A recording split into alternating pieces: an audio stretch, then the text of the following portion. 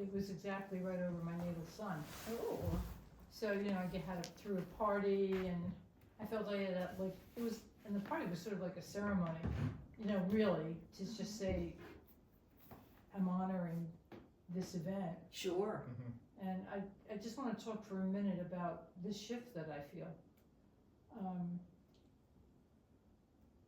I have Pluto and the Moon trine in my native chart, and now here they were conjunct in this transit, and what I've been feeling is this real release of all these ways that I've been judging myself, all the not good enough stuff, all the comparing to others, and just really looking at my own baseline of where I've moved over my life. And giving myself credit. And saying, whatever other people's markers are, I'm choosing these markers. That,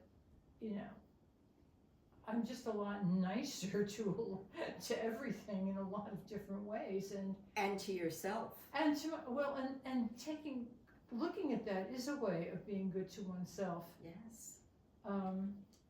And then I just noticed that all these fears and anxieties just kind of began to just evaporate. And I have a friend who's a hoarder, and no one ever talks about it. And I was helping her just cut through some forsythia bushes to make a new driveway she wanted. Because she's always like, oh God, I need help. Oh God, I can't do it. Oh. I thought, I'll help you out. And I get my chainsaw and I cut through. And I'm like, maybe there's a symbology to this. Maybe this will open up, create an opening for her. Create an opening for me. Cool. Because she was freaking out that there were chipmunks in her house. And I just found myself saying, I really love you, and I have to tell you, the problem isn't the chipmunks, the problem is that you're inviting them in. And I just went up one side, over, and then down in the nicest way possible to say, no one's talking to you about the fact that you've got an addiction and you need help. Oh God, how did she react to that? Oh, you've hurt my feelings. Oh. You've broken my heart. I thought I could trust you. It was the right thing to do. And I'm like, I tell you, let's review this conversation. You can't deal with the house because you don't have time. You spend your time going from one venue to the next where you can find more free things and bring them in the house. Time. Oh, and when I say this is impacting your health, oh well, I always had problems with it. I'm like, do you realize your time, your health, your feelings? Sweetheart, you've lived with an alcoholic. Haven't you heard rationalizations like this before? But pretty much in that tone. Which to me doesn't sound judgmental. No. This is not something I could have even done a month ago. I just wouldn't have clicked into coming from that place.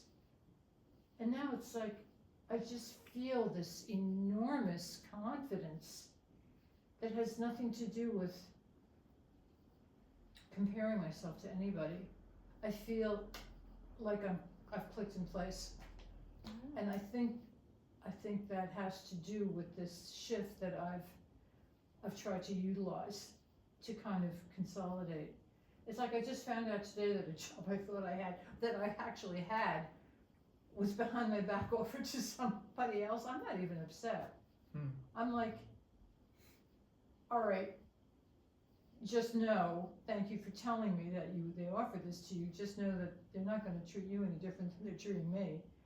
But, you go ahead and do what I'm fine with it.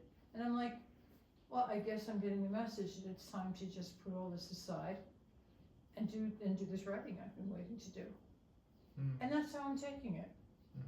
So that's been the full moon for me. Wow. It's been really, That's really profound. It really has been, and there's been a lot of work leading up to it. There'd have to be. There would have to be for it to be that. Yes. That profound. I mean, what you're talking about to me is just huge. I I feel it to be huge because I feel like I've always been looking to other entities to validate me and say, oh, good job. Oh, Were you wonderful. criticized a lot growing up? Well, yeah, I mean, it was that kind of thing. And then you're always looking around, oh, is somebody going to approve of me? And now I'm realizing I practically worship these people that I thought gave me a job. And I'm like, Hell, you probably deserve the job. they're not going to find anyone better. Right, right. And if they don't recognize it, but it's like the attitude I had was this kind of a little anxious and eager to please. Oh, And so they just got this like, well, let's just blow her off because she's not even sure of herself. Mm-hmm. And that's just like, no. no, that's just gone. And I don't even care that it doesn't, it's, that train's left. Yeah. There'll be others. And my approach is gonna be, with that confidence because, I mean, I'm like you with the bathroom. It's like, if this is gonna take 1,000 Yeah. wax on, wax off, Yeah. say, Mm-hmm. Mm-hmm. That's what I do. That's what I commit to. So Sure. anyway, I mean, let me wrap this up. That's what it's been for me, because of all the Capricorn stuff and because of all the work that has to go into finally coming to a centered place. Mm-hmm. And the greatest thing about it is I just feel like relief from the burden of time. Mm. Like it's all ahead of me. I mean, I'll be turning 80 in a few months, and it doesn't matter. No. It's just another thing that doesn't matter No. anymore. Doesn't It's matter. just way ahead. It's just all open, uncharted. Mm-hmm. So that's been the full moon for me. Yeah. And I just thought I would share that. Well, Yeah. Judith, I Thank have to you. say that I think you're a wonderful person Thank you. and you're very smart, and I've always found you to be thoughtful and kind. I didn't see any of the insecurity that you're obviously that you felt. Well, there's something about this space and the whole vibe in here which is very nurturing. It is. Yeah. It is. Yeah. But But yeah, I'll take that. Thank you. yes, yes, and I think that coming in here and hearing what you said to me just kind of reinforced everything I felt about you. And you didn't have to do that. I didn't feel like when you said it that it was really very negative. I didn't. But I think it was a big moment for you to say what you said to Well, me. I knew how I felt. And Yes. it's not a way I wanted No. to feel and act on. No. But I get it, that you had a profound, your view of Capricorn, it's profound for you. Yeah. And that's really important, and it's wonderful that you're sharing that with us. Mm-hmm. Thank you. Yeah. You're welcome. Yeah.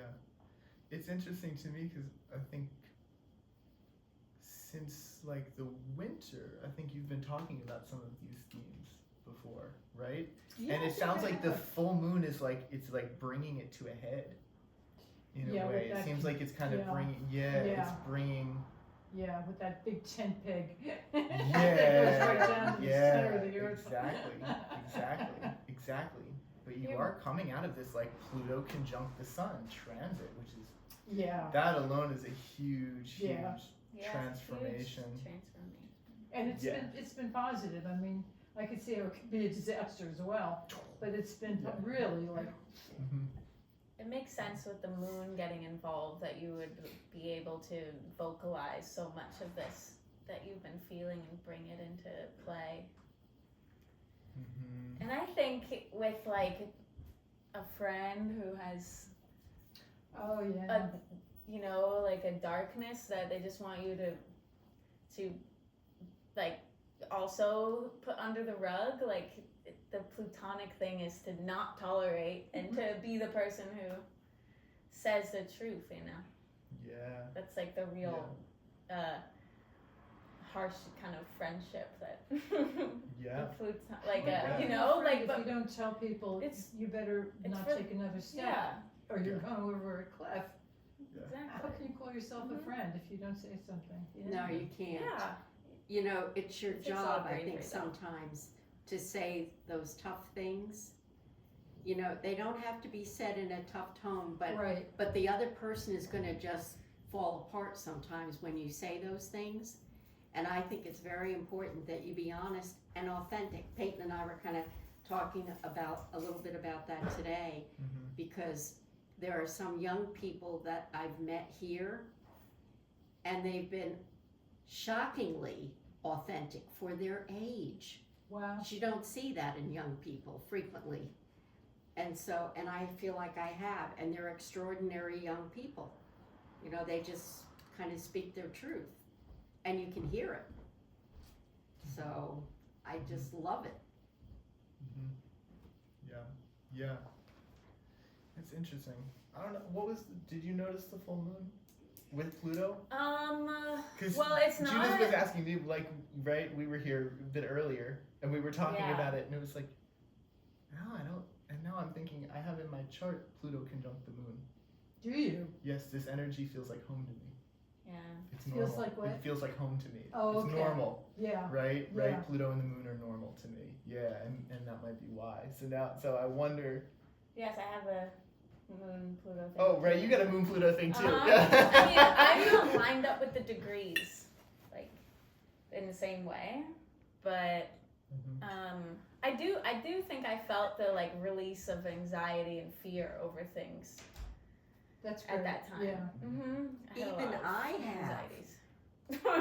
You know, which Yeah. kind of shocks me because, well, I kind of have a mundane life, and, you know, there's nothing in it that's really out of the ordinary, and yet I've really been noticing the narcissists in my life, and I've been behaving like gray rock, and that's not my style at all. What do you mean by gray rock? You mean just not reacting to it? Yeah, you just don't react at all, and it's just like, because you really, with narcissists, you really should not react, because it's not going to make a damn bit of difference. So if you get upset, you're just paying a price for nothing. So if you just don't get involved and it doesn't affect you, and what shocks me is, I was telling Peyton, I'm very much a person, you got a problem, now you sit down and you say, this is the problem, and you hash it out, you fix it. Nah. You just watch the You're world. wasting your damn time with a narcissist. So, and what shocked me was being able to not let it bother me one damn bit. Did you feel it was any effort to not let it bother you? Or No. it was just natural? No, right? it was totally relaxing, and I was Great. like, holy shit, what happened to you? Yeah. And so I did not expect that, but So you didn't get pulled in. I did not. You know, and I was just kind of living my best life and quilting and having fun with my friends and enjoying myself.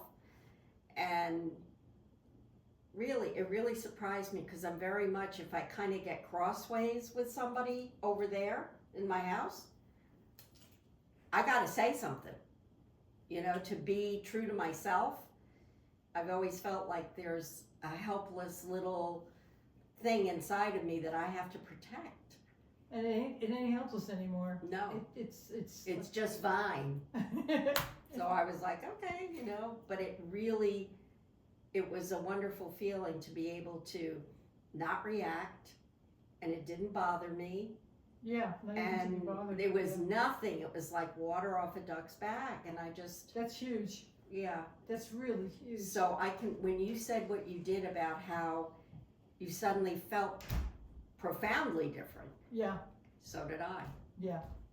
Well, yeah. it seems like that could be one of the gifts of that moment. Very much. I Yeah. think so. Yeah, I think so. Well, there's a new moon coming, and now to close out this full moon arc, be curious to see how you feel after. Yeah. The That's energy's exciting. going When down, is that and gonna be? It's on the 4th. 4th, right? Oh, really? In Leo, Yeah. right? Oh, we're Or is it close. Aquarius? No, it's Leo because it's a new. New moon in Leo. There was a way I Oh, felt yeah. this whole thing was almost like another eclipse, because it's like the moon went over my That's natal so sun. interesting. And that's an eclipse configuration, right? The moon went over your natal sun. Well, Well, I mean, when No. it's a the moon new, goes it's over like the a sun new in the moon. sky. It has to have the It's an nodes to be an eclipse. eclipse. Yeah. But being in Cancer Capricorn, that's square to where the nodes are now. Right? So I don't know, yeah. the north node is in Aries, and the south node is in Libra. So that full That's moon was true. basically at the lowest point of declination in the sky that the moon could be. Right? There's this point called the point of bending, which is the exact midpoint between the nodes, and there's a certain amount of power there when Mhm. something happens at that point as compared to where the eclipses have happened. So, I mean, the Hmm. eclipses happened at April. like April. 27 Yeah, that Libra, was like back back in in Oh, the yeah, you fall, would remember. and then like 19 Aries, right? Something like that. Something Yeah. like So But it's yeah, like it close. seems to It's line really up. it's close to that midpoint too. Okay. So yeah, so there is something reflective of the eclipses in that, I think. You know, the point of bending seems to conjure the eclipse vibe in a way. Yeah, that's Yeah. very interesting to note. Yeah. Okay. Yeah. So August 2024. So I'll just go through and list the transits, and I feel like we should make a small disclaimer. We're filming, and we were talking about making a podcast. So yeah, so we're gonna Oh, dear. just like record and Oh, that would be Smile, great. you're Yeah. on candid Put it on camera. that Radio Kingston thing. that would be cool. Oh, they would, I like that they would idea. broadcast Let's it. go for it. Oh, you should. Yeah, Beautiful. we'll do like episodic topics and. Yeah, I like it. Mm-hmm. I mean, it's the perfect venue for that kind of thing. I like it. Yeah. I like it. I like it. I'll listen. Hell yeah. Beautiful. Yeah. Beautiful. So yeah, I'll read through the transits in order, and then we'll go back. So August 2nd, tomorrow, Venus at 26 degrees of Leo squares Uranus at 26 degrees of Taurus. And then August 4th at 7:12 a.m. is that new moon at 12 degrees Leo. And on the same day we have Venus ingressing into Virgo. I can't hear you. Sorry, and on that same day we have Venus ingressing into Virgo. Now, what do you mean by ingressing? Enter. Oh, okay. Yeah, entering from Leo into Virgo. Okay. And the following day, on August 5th, Mercury stations retrograde at 4 degrees Virgo. 2 days later, on August 7, Venus conjoins Mercury retrograde at 3 degrees Virgo. Venus conjunct. Who? Mercury? Mercury retrograde At 4 degrees. 3 degrees 3 Virgo. degrees Virgo. Yeah. Okay.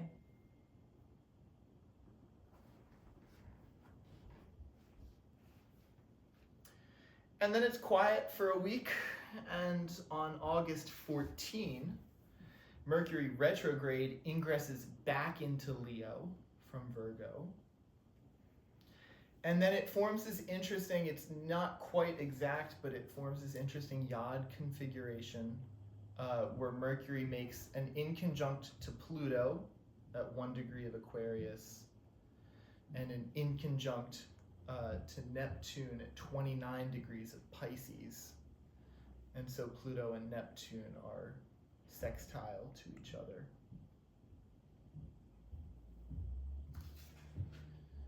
And on that same day, August 14, we also have Mars conjoining Jupiter at 16 degrees Gemini.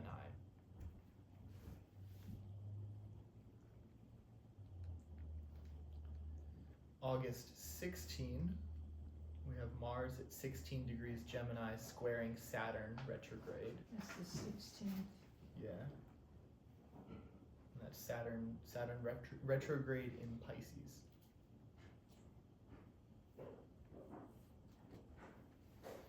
And a couple Okay. days after that, on August 18, we have Mercury retrograde at 27 degrees Leo, squaring Uranus at 27 degrees Taurus. And at 10 p.m. that day, we have the Mercury cazimi at 26 degrees What Leo. is that? Cazimi is Latin for in the heart of the sun. So this is the exact conjunction between Mercury and the sun, which is the midpoint in the retrograde cycle.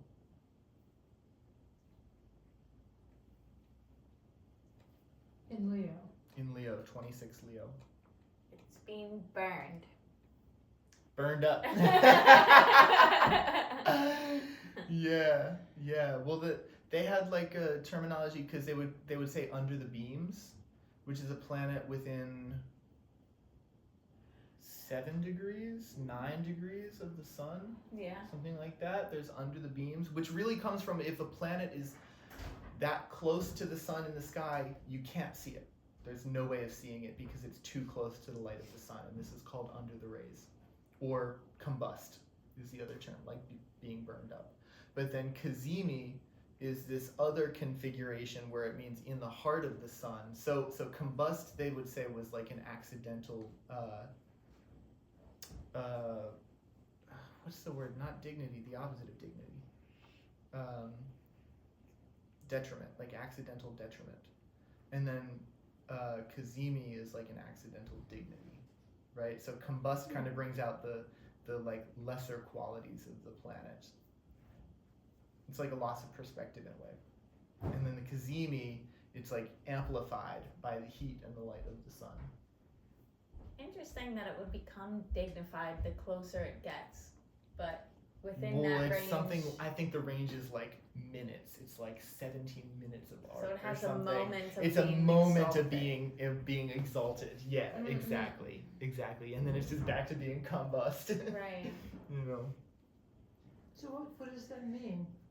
That the qualities of Mercury are purer, more easily expressed? If I would think in the heart of the sun, Mercury's being amplified Yeah. with the sun's energy, but combust generally means that it is not operating in a pure way. It is like affected by ego and your drive, and it's like it's blindsided. Yeah. I have Mars combust. So in a way, Mars is like, it's actually very like chilled out until it's not, and then it's a little out of control. Well, you have it in its domicile too. In its domicile, yeah, but it's combust. Yeah, I have Venus combust. So how can you tell? Like if you look at your chart, if your planet is If a It's planet is by within, degrees. it's by degree, it's like 7 or 9 degrees. If it's in the same from the sun. sign as the sun, then you can take note. And the closer it is, the more it's in the combust range. It's like okay. you said before, maybe. Well, like actually, I 8 think that talk that degrees? we were talking about, Yeah, did they mention talked it. about it because there's actually a different degree amount for each planet. Like yeah, Venus, that, because that Venus can be, technicality Venus is the lost brightest me. thing in the sky after the moon. Venus can be closer to the sun without being combust. Because really it's about observation. It's about whether or not you're able to see that planet in the sky that close to the sun. So You Venus, mean with the naked eye? yeah, Yeah. I think Venus may have been more like 4 degrees, but Saturn is like Oh, 10 mine or is- 12 or I think something. mine's like 4 or 5. But Oh, aren't yeah? there only So like maybe 7 non-combust. things that you can see with the naked eye in the sky? You can see out to Saturn. Yeah, so you can see Mercury if the conditions are right. You can see Venus. Right, You can see Mars. You can Yes. see Jupiter. You can Yes. see Saturn. okay. And obviously the moon and the sun. Yeah. And then Uranus, I've heard that if the conditions are like pristine, it's possible to see it. Wow. I think I'd have to have that pointed out. Yeah. Yeah, I would too. totally. Well, I mean, pristine is in like you're gonna have to have Uranus totally opposite the sun in like a totally unpolluted location. You know, this kind of thing, like pristine, Okay. pristine. And And you're that on top makes of a sense. mountain. And you're on top of a Yeah, mountain, yeah. so you get Really another dark. 5,000 feet closer to Right. it. and No light all around. this There's kind no of- light. Yeah, there's no light for all this You're in kind the of- Andes. Yes. Yeah. This is a major one. August 19 Jupiter at 17 degrees Gemini squares Saturn retrograde at 17 degrees Pisces.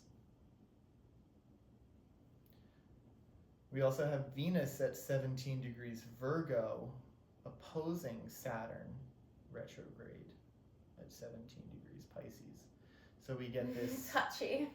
yeah, we get a T-square formation, Mm-hmm. right? Venus Interesting. opposite Saturn, T-squared by Jupiter. But the Jupiter square Saturn alone is a big one because this is like it's not exactly generational, but this is a long cycle transit, right? Yeah. The Jupiter Saturn cycle is a 20-year cycle, and this is the opening square of that cycle. I Yeah. have it natally. Oh yeah. I'm telling you, I don't Yeah. like it. It's like a difficult one for sure. That's right. Yeah, I remember you said that. Uh-huh. Yeah. So the Jupiter-Saturn conjunction, the beginning of this cycle was December 21st of 2020. Damn. Yeah.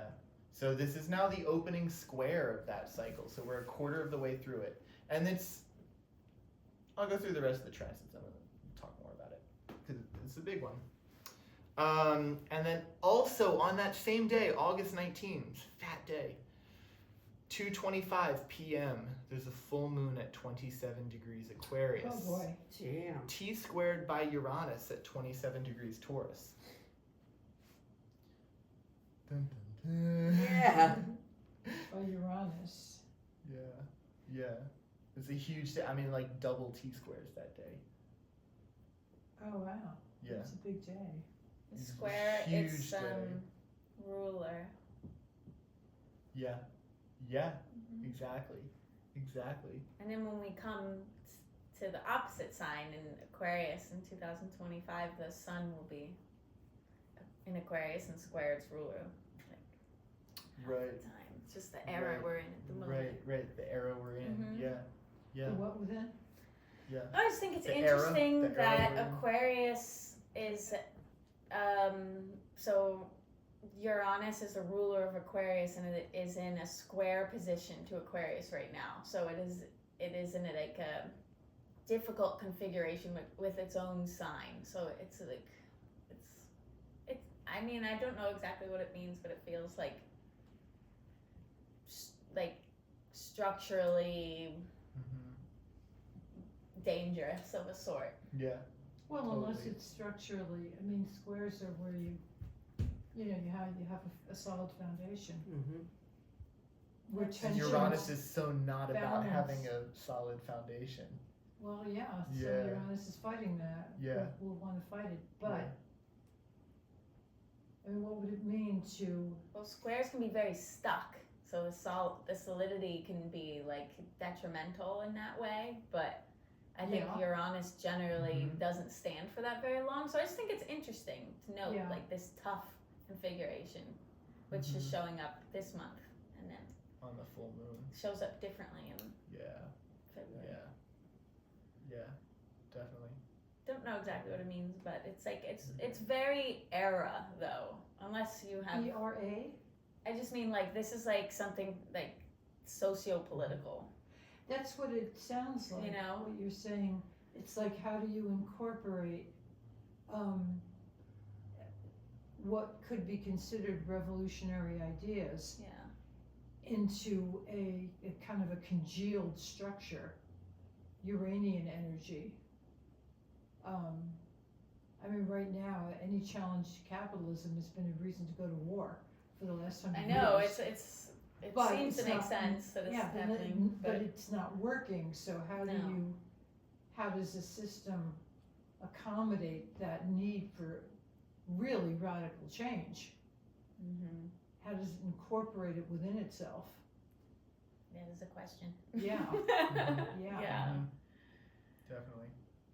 When it's absolutely essential to do that. Mm-hmm. Yeah. I don't To know. be returned to. Yeah, it's Yeah, like, yeah, yeah. Sorry to throw a Um, wild tangent. August 22nd, Sun ingresses into Virgo. Who does? The Sun. Oh, okay. Mhm. Oh, yeah, that's right. And on that same day, we get Venus at 22 degrees Virgo, squaring Mars at 22 degrees Gemini.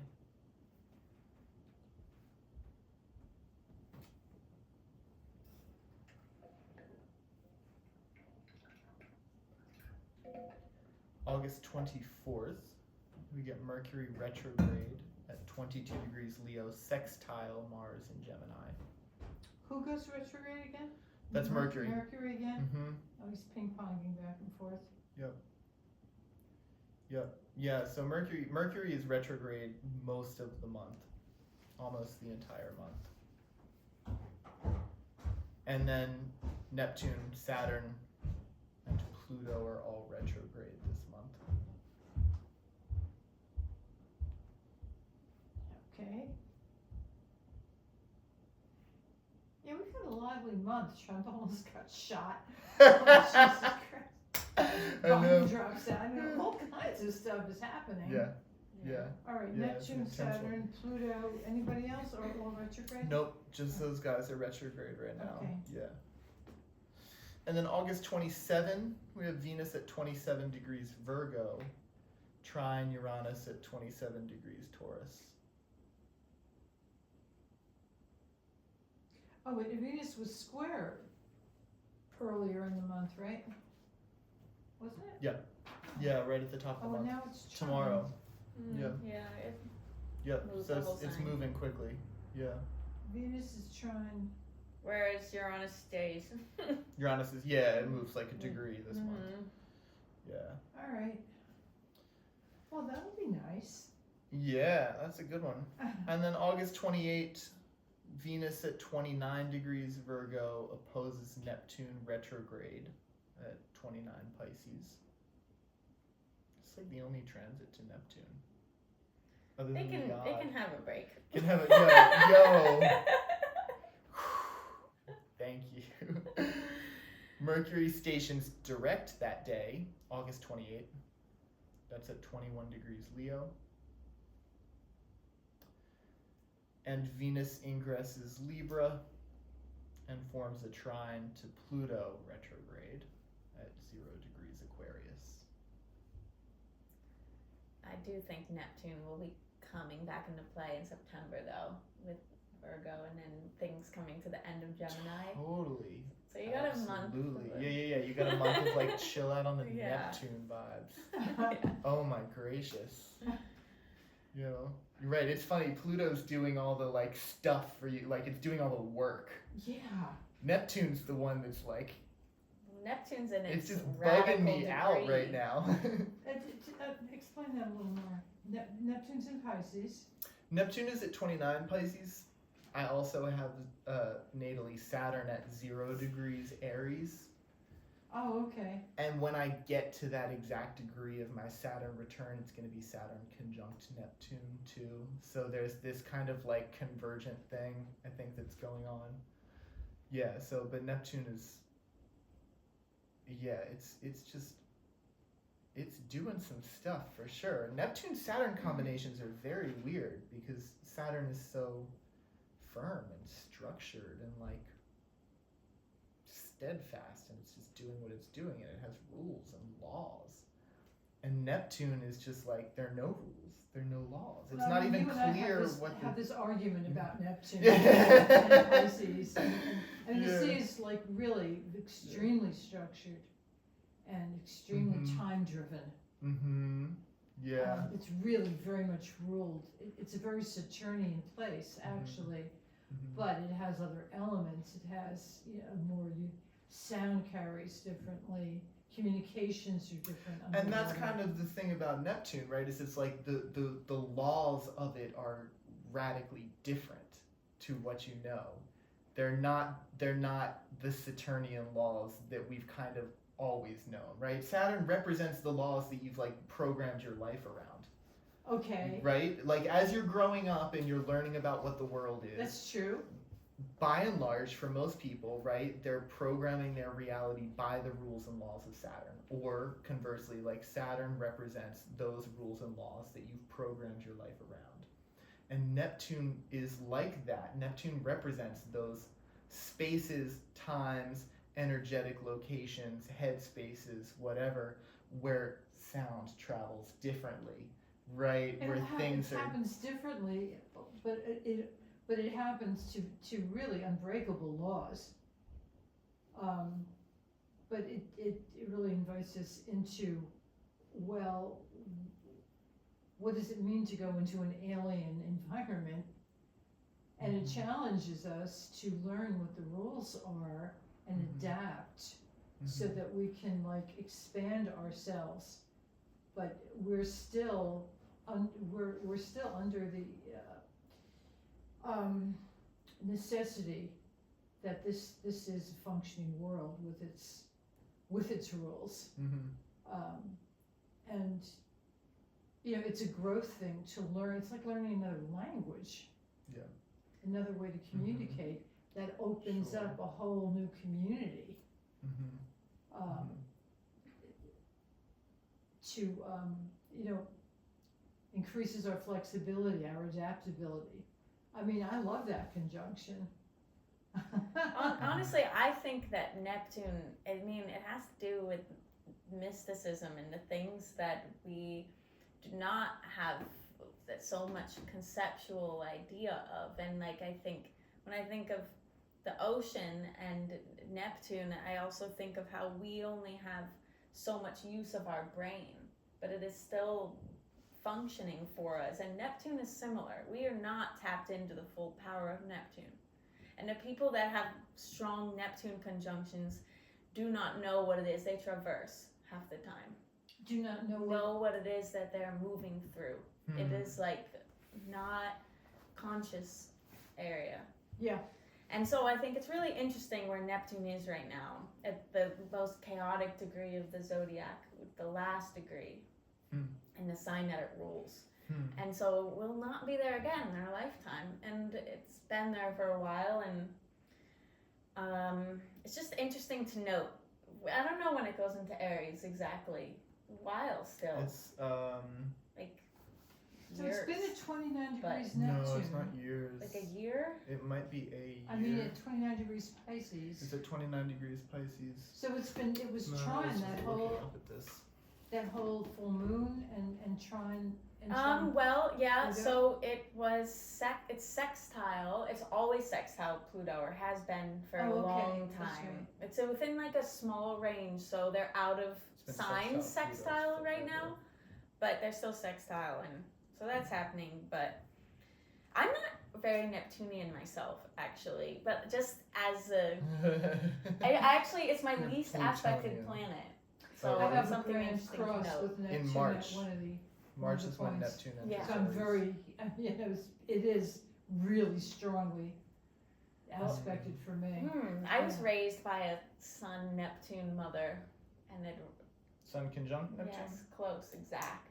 There are a lot of people around me that have that configuration. Yes, so Yeah. and I was very aware of the way that she thought and about things that she wasn't able to express. We had a weird telepathic. What, in Scorpio? No, in She have it in Libra? Libra. Oh, okay. In Libra. What year is she born? 1950. Oh, yeah. Okay, cool. So and she wasn't very. She wasn't very clear about what she was doing. Ever. She was very much like going on just like following an instinct that I don't think she was conscious of. So it was weird. I just know because I was very close to her. So she's like what I have learned. And then I've been close to other people. The Sun conjunct Neptune keeps showing up for me. Yeah. For you too, I Yeah. guess.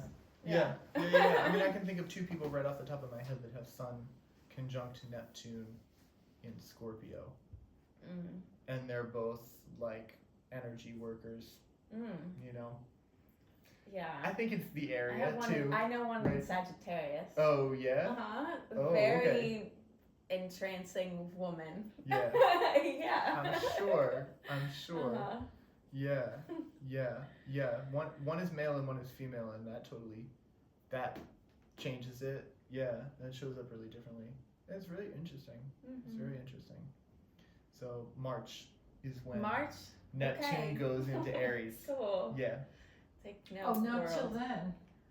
It Yeah. just keeps hanging out at It keeps 29 hanging degrees out. Pisces until. No, it retrogrades back to like 27 degrees Pisces. Yeah. And then it it'll come finally. forward. Yeah. And then we're gonna have both Pluto and Neptune at the early degrees of their new signs. Of their new like, signs. fixed. Yeah. 'Cause Pluto enters Capricorn again Yeah. and then goes back. Right in time for the election, whatever the hell that's gonna mean. Right. Don't know. Right.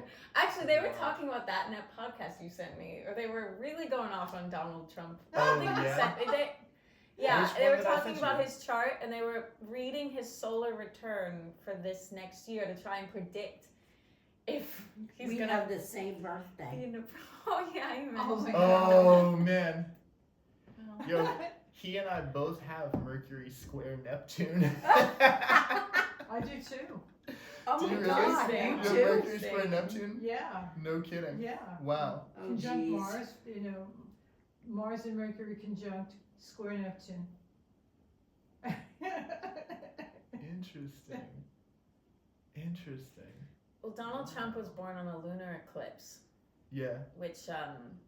eclipse people are very tricky.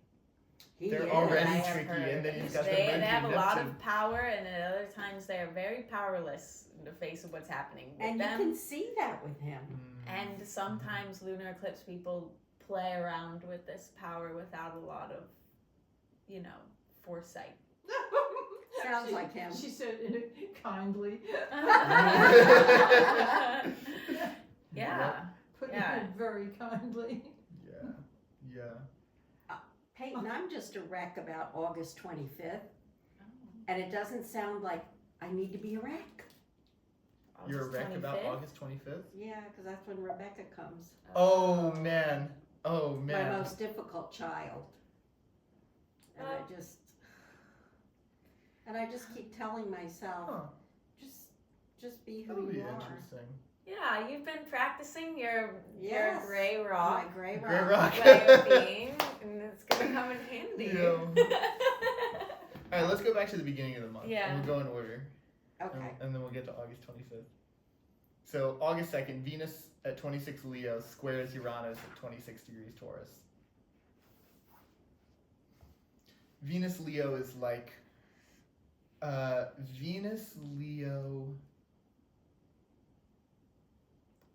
it can be really kind of like full of itself, but like so happily full of itself, but so expressive, just like in a beautiful kind of like flamboyant, creative, That sounds colorful. wonderful. Yeah, It's a good Venus sign Leo. for it. Venus Leo is like it's a Mhm. great symbol. Yeah. It's a It's lot real of Mae it's a West lot of kind fun and it's very out there. Yeah. It's very Kind like of out in the vibe. open and present and Very creative. actorly, dramatic.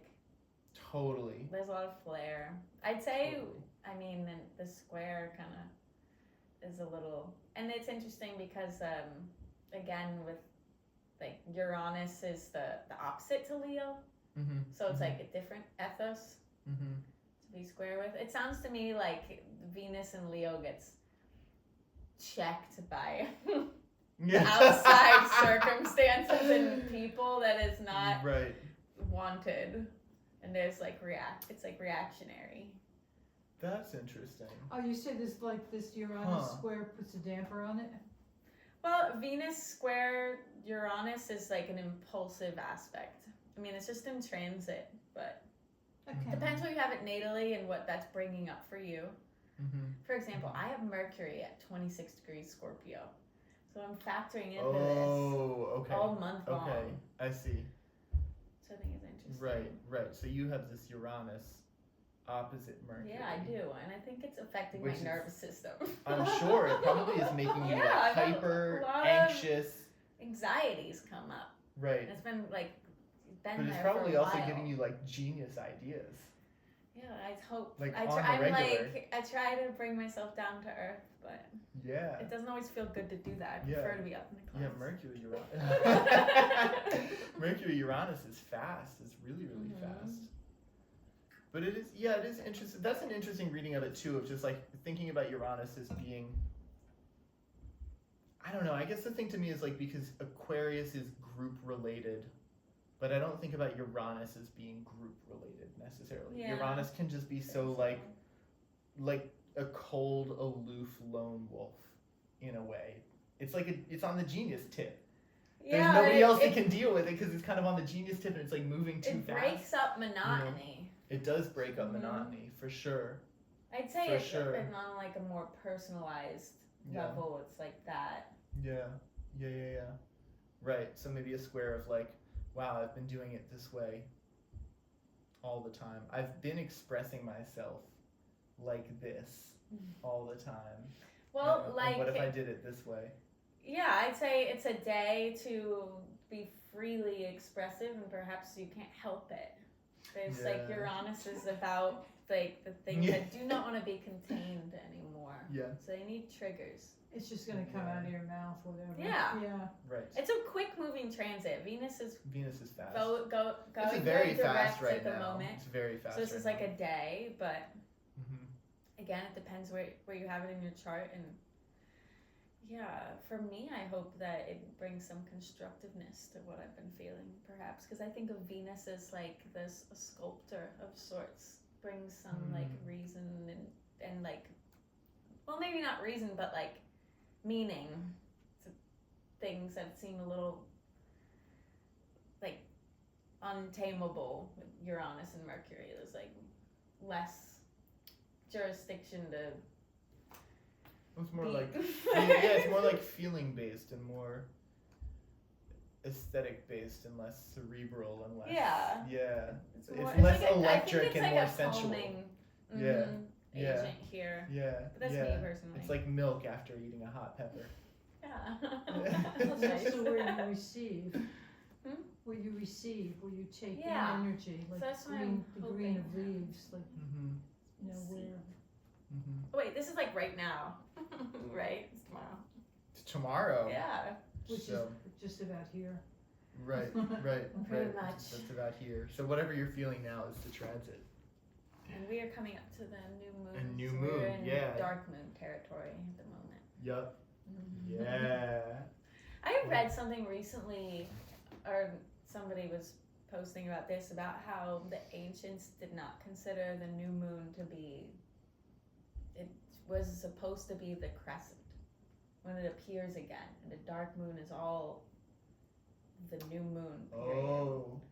And so like this woman was saying like wait for your intentions and your like new ventures, because you're still in like a time of There's no light. there's no Yeah. light Yeah, sure. till the crescent shows up. That's interesting. It's just That's something very I interesting. encountered, but I thought it was Yeah. interesting. Yeah. You know, and as Yeah. we were talking about what you can see, Right. It's determining another so moment of much. like, you know, the mathematics of the Yeah. mechanics versus what you can actually see in the sky. Technically, the moon is completely dark. Right. The new moon. Right. So it's interesting. Right. Totally. Mm-hmm. Totally. So this is August 4, which is what, Saturday? At 7:12 in the morning. Sunday. Is that Sunday? Mm-hmm. Oh, yeah, Oh, what's that's it? the Right. 4th? Yeah, the 4th at 7:12 in the morning. Okay. So this is the new moon at 12 degrees Leo. I have a chart for that guy. So there's our new moon chart. So it is like not that long after sunrise too. Which is kind of Yeah. This one was interesting to me because I was looking at it and it's the new moon happens here, right, in New York just after sunrise. And then you have Venus right at the end of Leo. Venus is going to enter Virgo this day. Right. And it's just below the horizon. Mm. So you kind of have like Venus conjunct the ascendant, That's cool. which is it's just I think it's just an interesting one to have that new moon and to have Venus on the ascendant, right? Because things that are on the ascendant are imbued with like much more strength, you know. So, and it's interesting to have like the new moon in Leo, right? Leo is so much. It's not really about relationship, other than like the relationship with yourself. It's really just about expressing yourself. Mm-hmm. And then you have Venus on the ascendant, you know? Yeah. So it kind of like almost brings this tip of like, how are you expressing yourself to other people? And self-love. You know, self-love. Yeah, exactly. Exactly. I think so. There's nothing, like, this is a lot less intense than the full moon we had, which involved Pluto. Like, there's none of that here. And the full moon that we will have later in the month. Right. This is like a pretty chill It's chill. lunation. Yeah, and it's like, there's like a sort of loose sextile here with Mars and Jupiter. Yeah. So I'd say It's at the midpoint, it's a little isn't it? boost of a new moon. It's right at the midpoint between. Well, for me, it's right on my natal Pluto. Oh. Well, that's, yeah, you have Pluto's an on the mix. ongoing Yeah, Pluto's just, like, coming back intensity. around. Yeah. It's fine. Yeah. It's fine. Yeah. Full Yeah. moon, new moon. It's like Right. That's very much the theme for you at the moment. yeah, it is kind of. Yeah. But that's fine. Yeah. Transformation. Yeah. That's interesting to see like Pluto always come back around into the sun and the moon, right? Because the sun and the moon are like they're the lights. They're not just planets. They are the lights. They are like the thing that, you know, make it possible to live on the earth. Yeah. It's That's Yeah, true. so yeah. fundamental to who It you are. really is. I mean, the moon Yeah. keeps You the know. Earth stable on its rotational Yeah. axis instead of Yeah. wobbling all over the place. We Yeah. have predictable seasons Yeah. just because we've got that gravitational anchor where it is. Yeah. Yeah. Yeah. It really is very Right. fundamental. Right. So to always have Pluto involved in these transits with the sun and the moon, this is like such a fundamental Pole to personal pole, yeah. personal transformation. Mm. Like Yeah, it from really from is. all angles. Yeah. Right? Kind of really is. Right? And like That's my whole life, I guess. full moon with I Pluto. have that Yeah. Yeah, definitely. But to have that like full moon with Pluto on your natal sun, and then to have a new moon, so sun and moon on your natal Pluto. Yeah. Right? You're getting all these different sides of it. That's the interesting one. This is not a particularly interesting lunation other than that. Well, it's interesting for me. It's Well, just- this, Yeah. yeah, it's like it's very soft yeah. in general, like in It a is. general way. This new moon, which I think Yes. is welcome. Yeah. Of course. Yo. Right. Totally. Following day, August 5th, we have Mercury stationing retrograde at 4 In the degrees. sign it rules. In the sign it rules. In the sign that it rules and is exalted in. Yeah. Which I think is Interesting kind of position. important to note, right? Like Mhm. Mercury rules Gemini and it rules Virgo, but it's exalted in Virgo. Yeah, I feel like Mercury in Virgo is a very adept mind for sure. Yeah, it is. I'd Adept. say Mercury retrograde in Virgo. There's a lot going on there beneath the surface. A lot of Yeah, mental activity. a lot of mental activity. I think Virgo in general is. A lot of activity. Yeah, whenever. Yeah. I feel like a lot of people. I do readings for a lot of people that have really prominent Virgo You do? placements. Yeah, I seem to attract. That's an archetype that comes through a lot. And the thing that always seems to speak to them is like the image of like Virgo is so much about taking in new information but then needing to have a place to put it. Like taking in new information and then like polishing it off and putting it on the shelf and having space for everything that you've experienced, all the information you're taking in. And then this idea of like Virgo is kind of like the centipede with a million legs. And all the legs work just fine until you start thinking like, how does like 453 go? And then it trips over itself and it like can't function. And every time I say that to somebody with like really strong Virgo, they're like, oh yeah. Yeah. I really You know? think Virgo is about finding harmony with like all of these different cogs and elements, and they really need that sense of like something working. Yeah. Yeah. And the it definitely sense of misstep, and I something think that's part working. of the Virgo cross to bear. Yeah, totally. Yeah. Totally. this like kind of just It's not the overthinking easiest and sign. getting tripped up by like too much thought. Which, so it's interesting to And see a like lot in life. yeah. So it's Yeah. interesting to see like Mercury go retrograde there, and that's Yeah, I it think is. it is correlated a lot to like, like the questions would probably be like, how am I overthinking? I'd say it's a definite signal to right, overthink. yeah. But then the questions of like, how am I overthinking things in my life? Like re-examining Yeah. your thought process to see, where it's like just not productive. Yeah, I think it's a good opportunity for that, like Mhm. cleaning house internally. Cleaning house Mhm. internally. Yeah. Totally.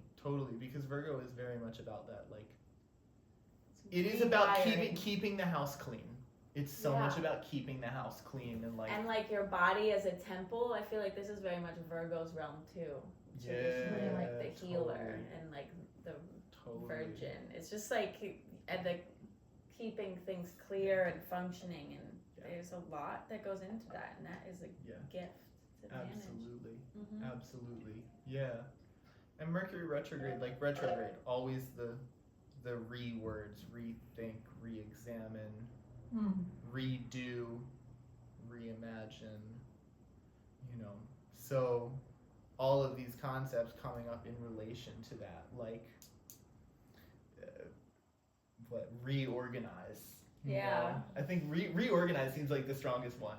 Like to try and put the retrograde Virgo, to try and put these archetypes together. I think it's so much about reorganize, like the mental processes, Seems the, like a very the mental useful filing transit. cabinet. Yeah, totally. I could use it. Absolutely. Yeah. excited now. Go through and clean out the Rolodex. Uh-huh. Right? That's the Definitely. one. So Nervous system reset. yeah. And I think so I was looking at the chart on this one too, and it's just interesting, like Venus enters Virgo and almost immediately after, right? It's like we have this new moon in Leo, and then almost immediately after Venus goes into Virgo, and then almost immediately after that we have Mercury stationing retrograde. So Mercury stations retrograde, it's 4 degrees away from Venus. Oh, right. It's but going to go it's- back into Leo. I forgot. Yeah, but it's not that far from Venus, and it stations retrograde. So Venus is moving Yeah. really fast this month, and now Mercury's going backwards. That's You true. know, they're just like, they're going for that head-on collision. Mm-hmm. So there is going to be this conjunction of Venus and Mercury, right? It's like when Mercury goes retrograde, now it's headed for a beeline towards that conjunction, So I just think there's something really about that, right? Having the new moon in Leo with Venus in Leo, and then having now Mercury moving retrograde in Virgo, heading towards a conjunction with Venus and Virgo, right? Because Venus fundamentally is about the way that you listen to yourself and the way that you form a relationship with yourself. And I think Leo and Virgo are very much about something similar to that, right? Because Leo is so much about like consummate creative ego expression, right? That's true. And in a kind of like sometimes eluded way, right? These illusions of self-grandeur. That's like the thing everybody says about like the low side of Leo, right? You don't know that you're not the shit. Right. And then Virgo is like the other side of it, right? Because Virgo kind of serves this function of like tearing down the ego and preparing it for relationship in a way. Self-consciousness comes in. Virgo. Yeah, some sort of self-awareness, or even like another self-delusion, just like realizing that you're actually much better than you think you are. Right? That is It's kind true. of the other side of it. So it's interesting to see these configurations and see like Venus move from Leo to Virgo through these. And it's right, because a new moon is a little more about like how do you feel about a thing and how are you going to express about a thing, right? Sowing the seeds for how you're going to express about something. Like. And then Mercury is so much more about like how do you think about this thing, and to watch Venus like move between the two. And I think there's going to be something there. Yeah, Venus is not as comfortable in Virgo as Mercury is. Though. No, It not is, at all. And it's detriment, no? Or something like It that. is in its detriment. it is in its detriment. Yeah, it's like there's a lot of self-consciousness and less overt interplay between like that Venus likes to like bring to the table. There's like more in the way of receiving. So it's interesting, like the overthinking, retrograding Mercury, like colliding with Venus in this like more compromised position, and then I mean it's like a moment, but still. But then again, we've got the new moon in Leo, so there's this definite balance between the signs going on. Right, there's like this kind of tension in there of, because the new moon is so much about, it is about just expression, right? A new moon in Leo is like, Yeah, it's very buoyant. it's very buoyant. Yeah, how am I going to express myself this month? You know, how am I going to put myself up on the stage? Perhaps Right? Venus and Mercury brings some like hesitation and consideration of other issues and values. I think there'd be some craftsmanship involved also. I'm not just gonna like toot my horn. I'm gonna really, you know, I'm gonna practice and aim for just entrancing my audience in Venusian rapture. Sure. Yeah, I think it's a good with that point. Virgo kind of dedication. It's a good opportunity to Definitely. put your money where your mouth is. Taking that pleasure in craftsmanship. Yeah, absolutely.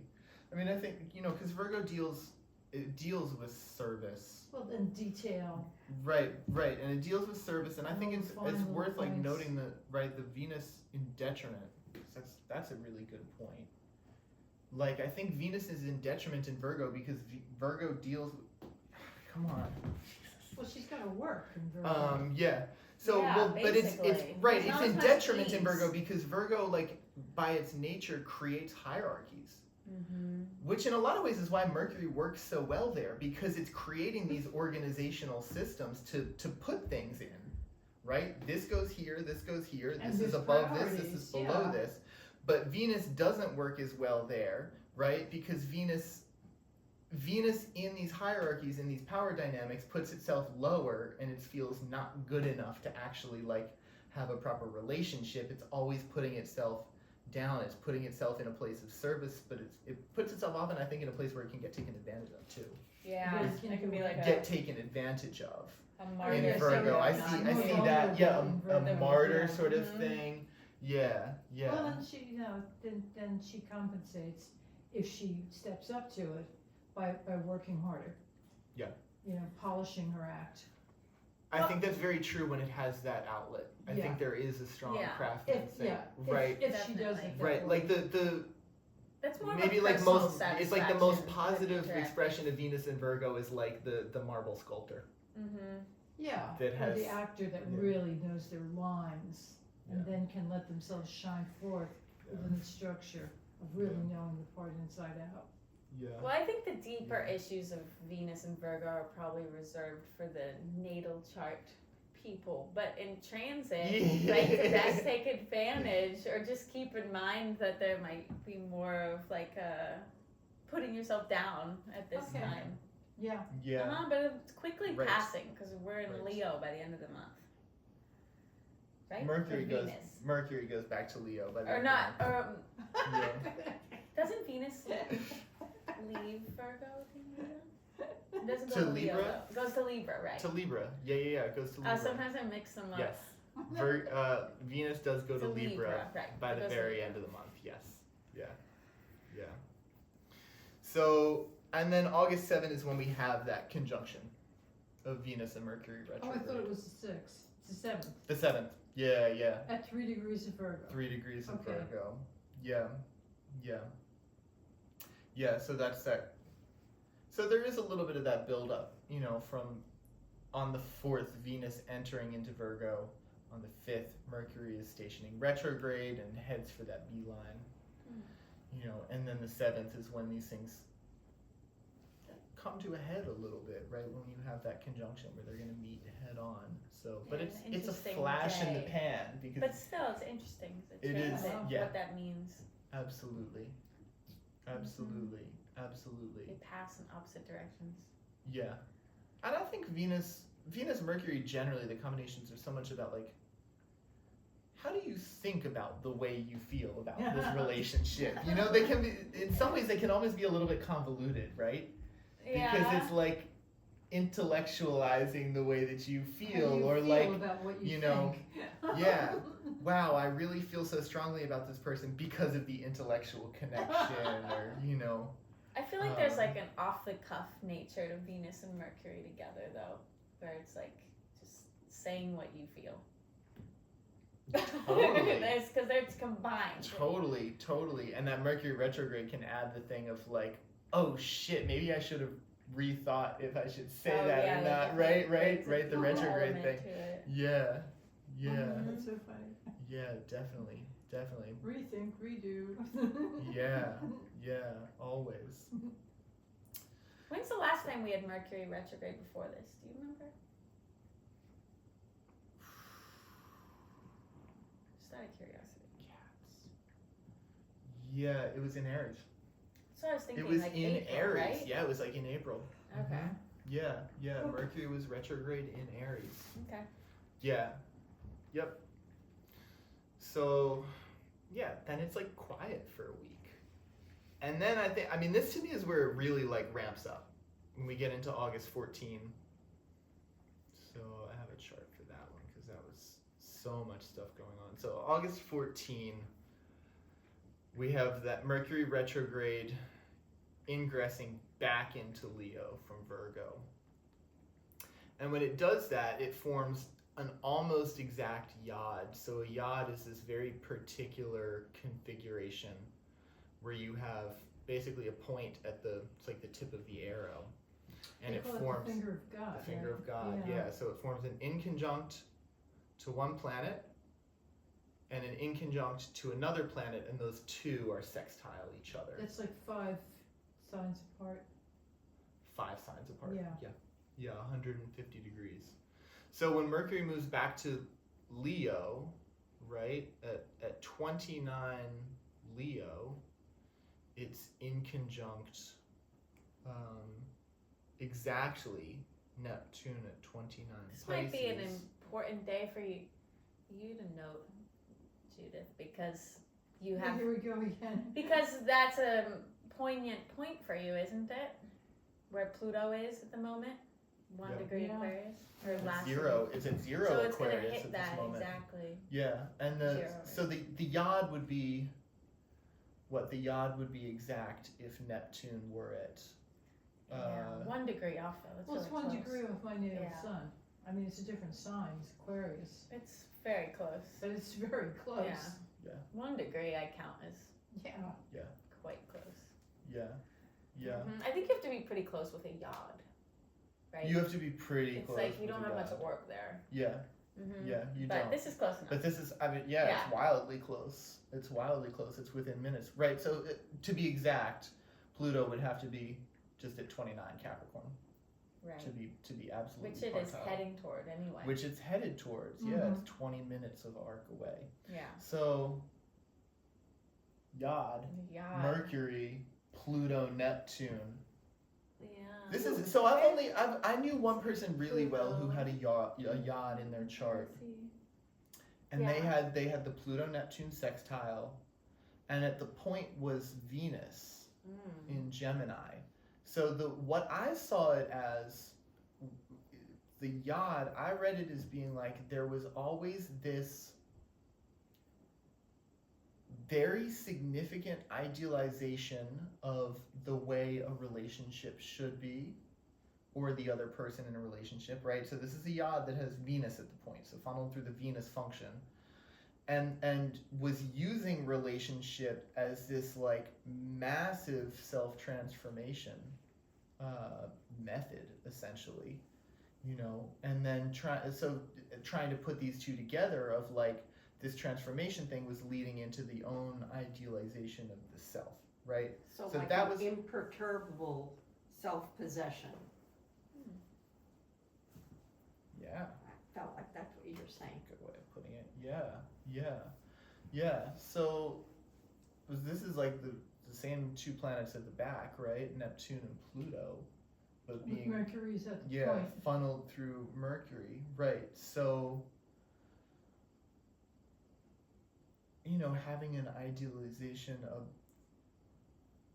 maybe of your thought processes Well, you have two alien realms here. and an idealization of how you're communicating and Yeah. using communication as a tool for some sort of massive self-transformation. Maybe like Really? an illuminating point.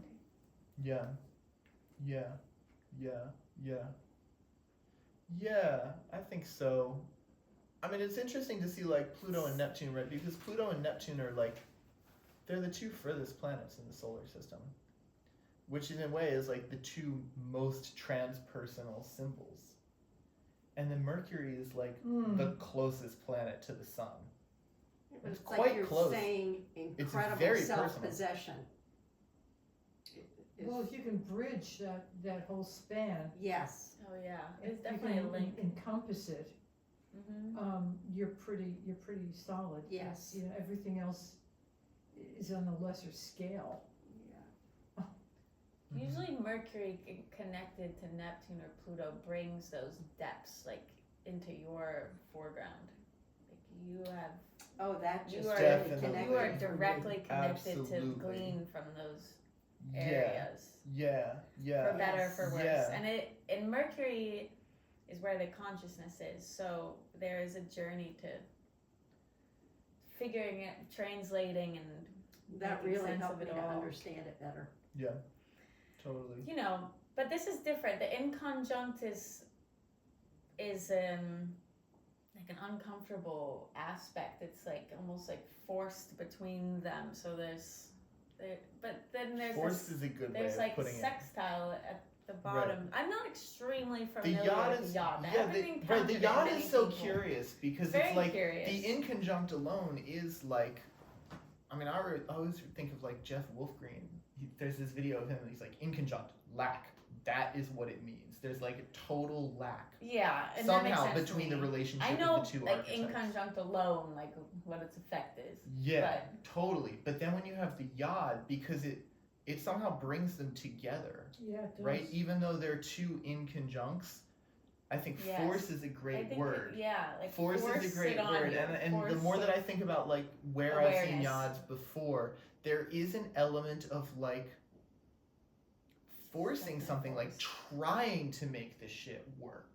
Yeah. You know, and instead of- it's not incongruous flowing. elements too. incongruous elements. It's what? Yeah, yeah. Incongruous element, like that's, Yeah. And I think with the technically what it Neptune is. and Pluto, it's like trying to go for something that's so far away and trying to make it. And when you think about Mercury retrograde, because when Mercury's It's in retrograde, retrograde. it is closer to the Earth than it ever will be in its cycle, right? When a Mhm. planet's retrograde, it is closer to the Earth than it normally is, right? So not only is it like coming to this really personal planet of Mercury, but now it's like forcing the two most transpersonal symbols into like a really personal planet that's even more up close and personal with the Earth than it normally is, you know? Yes. Like really just trying to draw this stuff right up close and personal to you. Yeah, it seems like some sort of tender penetration of ideas and something getting through. Right. Totally.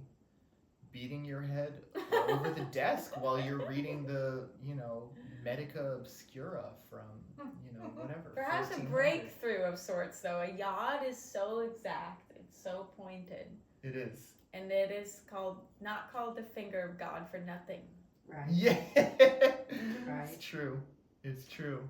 But all of that really helped. God's finger came down and said, "Look at this paragraph, man." But very honestly, I have not encountered it often in I charts. have that in my chart as well. You do? Oh, yeah. Uranus is one of the sextile planets. I forget which the point is, but it's in there. It's everything is going on in it. It's like So what's the base? I feel like do my you know? old chart is a pinball machine Mm. and just bouncing from Yeah, yeah. Sounds like you're spread out, your chart. I really spread am. out. Yeah, really. Yeah. But yeah, that's. But this has a political feeling to me. Yeah, That very people well are- could. This is a Yeah, because these Transit. are big, Hmm. big transpersonal planets. definitely. And Yeah. involve, And like- they're in sensitive places, like we were And, talking about. and yeah, Totally. and Mercury is like, Totally. well, let's think about this configuration that we're in right now. Right. Yeah. Sure. Yeah, Rather true. than Sure. just like watching the show. I think that's a Well, great that's a point. good Rather point. than watching the To me show, especially because personally. it's Mercury coming back into Leo. And Leo takes things personally. Leo So takes things perhaps so it's personally. Like, Yeah. everyone Yeah. It definitely personally does. identifying with Yeah. Right, so In their now own way. people will be watching and feeling more and thinking more about, well, what's coming out of these people's mouths? And how is that going to affect me? And rather than just watching them insult each other and, Yeah. you know, oh God, is he gonna get shot? Is he gonna die? Is he gonna live? Is he gonna drop out? You know, boo, boo, boo. It's like, what are they saying and what does that mean? Mm-hmm. And how will it affect my life? And what's my part in all of this? Yeah. Yeah. That's kind I of think the that's quite feeling. perfectly put. Oh, thank Yeah. you. I think that's actually quite perfectly put. I think that's Yeah. exactly what it's talking about. Well, it could be. That's kind of what I'm vibing here. with Yeah. this. Yeah. be interesting to Definitely. see. It's the And then that 14th? 29th degree thing 14th. where it's like Mm-hmm. things aren't going to be the same whatever happens. Yeah. Exactly. Yeah, something's coming to an end here. Yeah. And which way is it going to go? Yeah. Yeah. So that's the 14th, and then on the 16th we have Mars at 16 degrees Gemini, squaring Saturn retrograde at 16 degrees Pisces. Mars So- at 16 degrees Gemini. Yeah. a lot of frustration with Saturn this month between Okay. Mars and Jupiter. Both Yeah. squaring it. Mars Gemini is like it's like a little kid in a fast go-kart. Just like the going- fair I went to yesterday. exactly. Ulster County Fair. I've never been there, so I'm just Well, it's Mars happening. and That's exactly. Saturn. Yeah. Yeah, but that's I mean Mars Gemini is just like You wouldn't go unless you were a teenager or you had a kid. Otherwise, you'd be weird. yeah, neither of those are my circumstances. Yeah, so. exactly. Not expect to see you there. Yeah. So Yeah. these are like, Saturn saying, you know, get real, stop dreaming, and Mars is scooting around in their scooter in Gemini. And the interesting thing though is because it's like Saturn retrograde in Pisces. So Of all places, Saturn in yeah. Pisces it doesn't quite have the edge of stop dreaming. Right? Saturn Pisces is like, no, we can keep dreaming. There's something here. Honestly, You know? I think it makes Like- dreams vulnerable because Saturn is coming into it with an eye that is not conducive to wild dreaming. Yeah. So it's not the most. It's like Mm-hmm. bringing a dose of unwanted reality into Well, that if you're gonna dream, realm. what are you gonna do about it? Yeah, How are you and gonna make that's manifest? true. That's Just stop daydreaming and actually the do most something about that constructive daydream. thing that can happen. Yeah. Be real about what's possible. And Mars and Gemini is like, well, that's no fun. Mars and Gemini is very fun, but Mars squares Saturn in Right. Yeah, it's general getting- creates. Right. It's got a real Right, damage right. going Mars on. saying to Yeah. Saturn, that's no And fun. frustration. Yeah. Totally. Yeah. And Totally. blocks and checks. So I it's don't like wanna do my homework. Absolutely. it can be like Absolutely. breaks, I suppose, for a reason though. Break and consider. something. Yeah. I think there's an element too of like, because they're both in mutable signs, It's true. right? So the mutable sign, like, I think I would see breaks more if they were fixed signs. That's true. They are mutable signs. Like mutable signs, to me, the vibe is a little more like you just kind of feel like you're churning your wheels, but nothing's Yeah. really happening. Still churning. Like Mars Gemini Yeah. is just using a bunch of fucking energy going all over the place, bit, bop, bop, bam, you know, and Saturn Pisces, like, can't find that solid foothold that Saturn usually looks for, I think. Yeah. You know, so it's like it doesn't give a lot of grounding to it, so it's kind of like, well, it's almost that like, well, let the kid just be a kid kind of attitude. Saturn to Okay. Mars, you know, I see it more of that, and it's Yeah. like, we'll just keep rolling, and like nothing comes of it. You just like burn up a bunch of energy and get nothing. Well, Mars and Saturn is like the pairing of achievement. They need each other in that respect, even with the difficult Totally. configurations. Totally. Because you have Maybe we there the start two sides. compromising here. Yeah, there's a I'll Yeah. give so much and you give so much and, you know, we'll each give in a bit and we'll see if we can have some fun and, you know, take some time off and you It is whatever. August. It is Yeah. August. So it's Yeah, happening in August. yeah. Perhaps it's just like put down the paperwork. Also worth noting though, I mean, they're always tracking like the quadrature alignments of Mars and Saturn is when you get like higher COVID spikes. Mm. You know? Yeah, And well, it's like, the I mean, I've been in the malefics city as well. a bunch and like people are walking around in masks again Really? right now. Yeah. Maybe Not there's a lot, but people immune- are, and it's like coming More back than I up. expected. Yeah, it's coming back up a Vulnerability, little it bit is. right now. So that also might be an indicator that we're gonna get a little bit of a spike. And the Jupiter Saturn thing would not surprise me with that, because Jupiter can make things blow Just up big. and spread. Right. Totally. And with Saturn, you're dealing with unwanted, Totally. unpleasant material. Unpleasant for sure. Definitely. And also, I think dream-wise, Jupiter and Saturn. When is that happening, by the way? We're coming up to that, right? It's coming up. 19th. Yeah, a few On the days after that. 19th, yeah. A few days after that. So, like, Saturn is in Pisces. Jupiter does really well in Pisces. Mm-hmm. But, I don't know, it seems to me like what is possible is still being asked. And then I think of Jupiter and square Saturn as like this like seesaw between hope and despair. Yeah. Totally. Yeah, there could certainly be an element like middle end of the month of like COVID. I thought we were done with this shit. You know? That's one manifestation. for sure. Right? There could be a little bit of that. So, but between these, we get, August 18, we get that Mercury retrograde at 27 Leo, squaring Uranus at 27 Taurus. And then at 10 p.m. that day is when we get the Mercury Cazimi at 26 Leo. So the sun is also square Uranus at that time. Just about. Yeah. Just about. It's like, yeah, less than a degree away, but not on the same degree. It's not quite partile.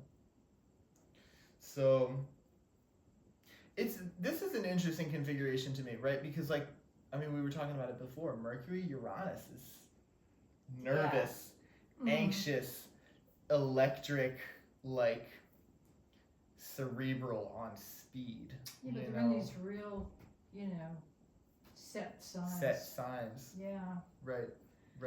Well, it's interesting with the other transits going on and thinking about like the turning your wheels, but Mhm. materially. But Mercury and Mhm. Uranus is like very quickly coming up with things. So it's the tension there is like Totally. whoa between like that like what you want to do or what you can conceptualize and what is possible.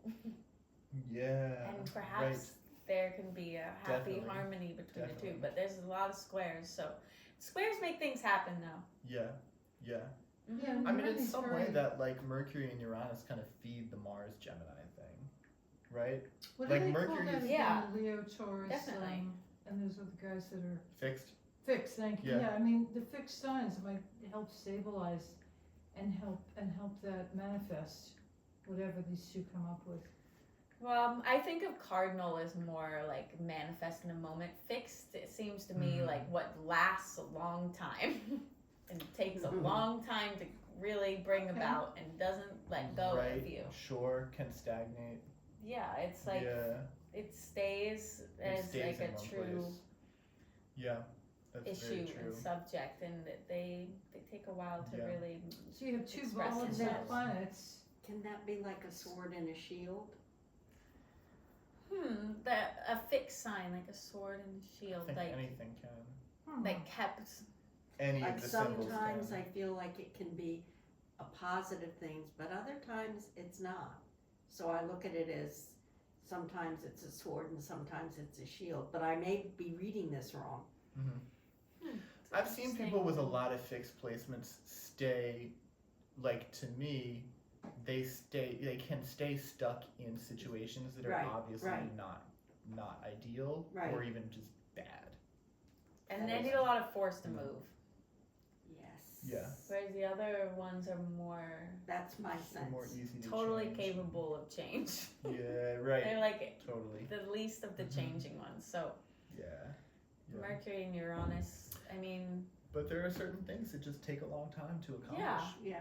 so I think Right. that this what is going Yes. on Mercury Uranus wise might be deep rooted.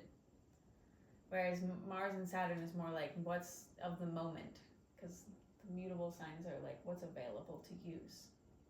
Yeah. Okay. Totally. That's And interesting. that makes Yeah. sense. Totally.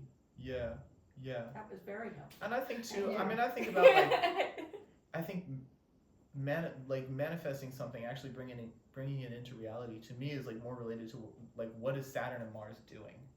Where are they? Because those are the two things that kind of like bring things into reality, right? Saturn is reality, you know, and Mars is like gonna push things into it. So it's interesting to see like, because Mercury is squaring Uranus and Mercury is also ruling Gemini, so it is the ruler of Mars in Gemini. Mm-hmm. And Uranus, to me, even though it's like considered the ruler of Aquarius, it's also very much like Gemini. Like the energy, They're akin. right? They are akin. Yeah, Definitely. totally. Yeah. Definitely. Right? Because Aquarius is not fast in the way that Uranus is. It's not chaotic like that. You know, Uranus is chaotic more like Compared Gemini. to the way Gemini is. Yeah.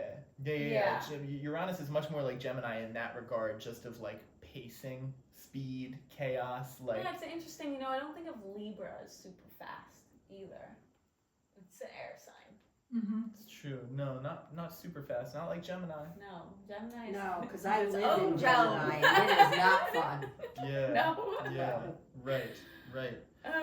Yeah, so it's kind of interesting to see like those planets which are squaring each other feel like they're gonna feed that Mars and Gemini thing, which is just gonna be kind of like racing. So even though they're in fixed signs, at the end of the day, the action is gonna be represented by Mars, Yeah. which is in a mutable sign. It's just fucking all over the place, you know. And Mercury's in retrograde as well, so I think that adds to the deep-rooted like hesitation of that, like the inner tension that might represent. Mhm. That needs more of a like Mars Gemini to come into play. Yeah. Then again, Mercury and Uranus is very unpredictable together. Totally. And sometimes Totally. deep-rooted things can come in the way of, like, just come up unexpectedly. Yeah, definitely. You have to show up sometime. Right, absolutely. Yeah, Uranus really has a way of doing that, of just like pulling things up Definitely. from very deep down, very, very fast. Yeah. Oh, God. Yeah. all of the transpersonal planets do that in their own way. In their own way, they all draw things up from very, very deep. It's just kind of how they do it, Yeah. you know. Yeah, and Uranus. I mean, Uranus is like an earthquake, or Yeah. that Very was like one of disruptive. the original cats that was checking out Uranus. Like early on when they discovered it, one of the astrologers was like, "So, what does this planet represent? What's it mean? What's the archetype?" And he was so happy because his house caught fire, and he saw that it was like this Uranus transit, and you know, like his house is fucking burning down. But he's like, "This is great because now I know what Uranus means. It's like sudden chaotic change." You Yes. know? Humbling. Humbling. Mhm. Yeah. Big time. Hey, these cats are on another tip. Really? So, and it's the Kazemi too, right? So, which I think is another thing, right? Very Just interesting. like Mercury Sun together is, it doesn't have the same sort of like anxious electric kind of thing that the Mercury Uranus combination does, but I think the sun just like pushes Mercury and it kind of supercharges it and it makes it like, Yes. You Seems know. profound to me. yeah. Mercury, Kazemi, Yeah. retrograde. Oh, totally. Yeah. Totally. And the Kazemi is definitely like that. It's that refresh point in the retrograde cycle. Right. You know, it's like passing through the heart of the sun. You know, there's a lot of like lore about it. Kind of like this is like the cleansing moment in the retrograde cycle. You know? Everything gets Uranus can be very burned cleansing off. too. Yeah. After the fact. Yeah. Right. Yeah. After the fact. Right. After you've made a mess of everything. After your house is burned down. After the house is Take burned a down. shower. Yeah. Right. At your neighbor's house. Yeah. Yes. Get out the shop vac. It's terrible. Discover your nearby inn. Yo. Oh, God. Explore the neighborhood. Walk the neighborhood like a vagrant. Yo. Yeah. So it's, you know, I think it's interesting too, like, right, we talked about Mercury going retrograde in Virgo and all of the archetypes related to that. But the Kazemi happens in Leo, Right. you know? That kind of makes sense. Or like seems apt. The heart of the sun. Yeah, sure. The sun is in its sign. And An interesting month for sure. yeah. Potent. Yeah, definitely. So now we are coming up to The T-square. The T-square, Last yeah, August week's. 19, the last week. Yeah. I mean, this is right where we are in the month, right? The 14th, 16th, Oh, yeah, and then we have the 18th, T-square 19th, and the all of full this. moon. That feels like the really, really This is juicy very part of the meaty. month. Yeah. It's very meaty. It's very So the meaty. full moon is involved in a T-square. Yeah. And there's So another T-square going on at the same time. exactly. Yeah. So there's two T-squares. Yep. Heavy. Yep. August 19, Jupiter squaring Saturn, Venus opposing Saturn. And then Wait, so what's on the other leg with, that's Mercury with the moon and Uranus. That's the T-square, right? the full moon is moon and sun. Oh, T- right. right, Okay, yeah. Yeah, it's T the sun. squared by Okay. Uranus. Yeah. Okay, I understand. Yeah. So, yeah. I And mean, this is one's- all on this one day. Yeah, It's there's all two on this T-squares. one day. It's quite a chart. I mean, this is, you know, worth mentioning too, right? Saturn Jupiter square because it's like a longer term cycle. Right, but when they Right. come into play with the moon and other planets is when you feel their relevance. Right. I think So there's there'll a be an little aspect bit of there's a completely little bit other of an moon. overarching thing, Yeah. right? Because it's a longer term cycle. I guess harder to say at this moment just because of like Neptune and Pluto and the way that they're interacting with things and the way that Uranus, like those sort of, they sort of trump the Jupiter Saturn square a little bit. You Yeah, know? well, it depends. But that I've been Jupiter feeling Saturn it thing very is- heavy because I yeah. have that natally and it's factored in with this going on.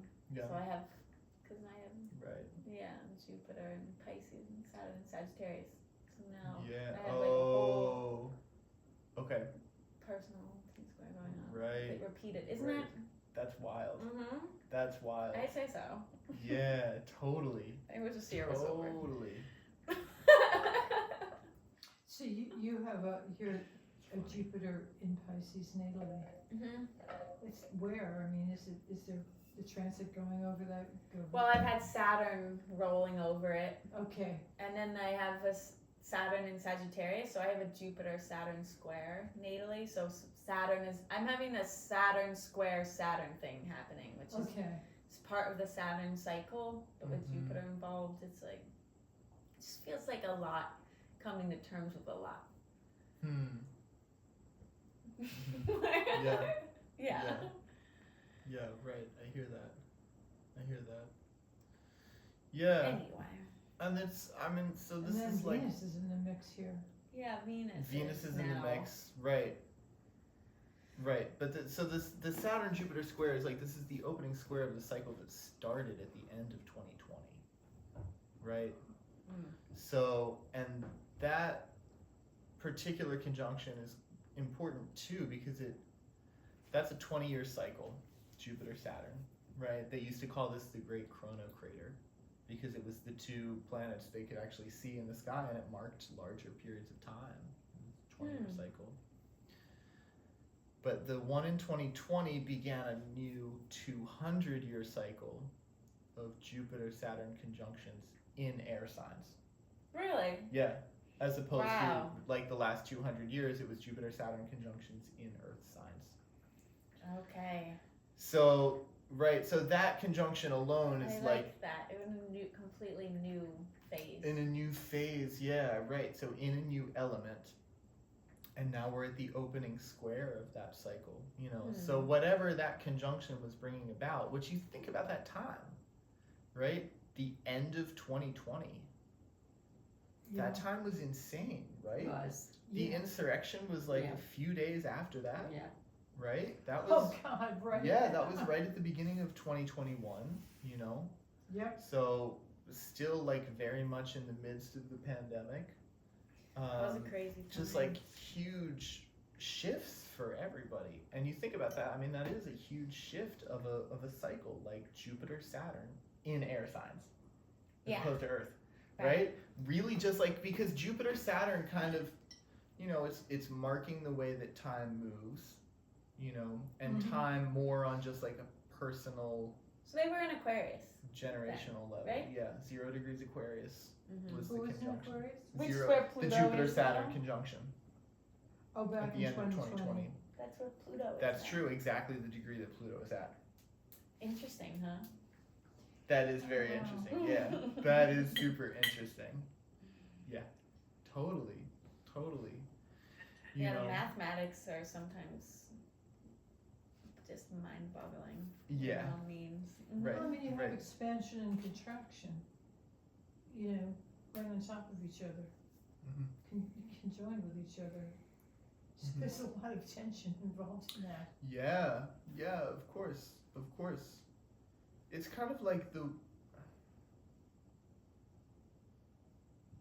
now they're square. there's almost like it's like what do you want to experience in life? Jupiter is a lot about like what do you want to experience in life?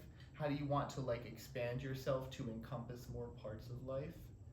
And then Saturn, right? Saturn affecting that is like what do you actually have the energy to expand to or In the capacity. the capacity to experience. Yeah. Yeah. So they are exactly. very much like the two pillars of this world in some sense. They're very much like the pillars They're of like- reality, just like yes. hard, fast reality. Yeah. And Yeah. they're not the Yeah. personal planets. They're like just removed enough that they yeah. oversee the way Mhm. things work.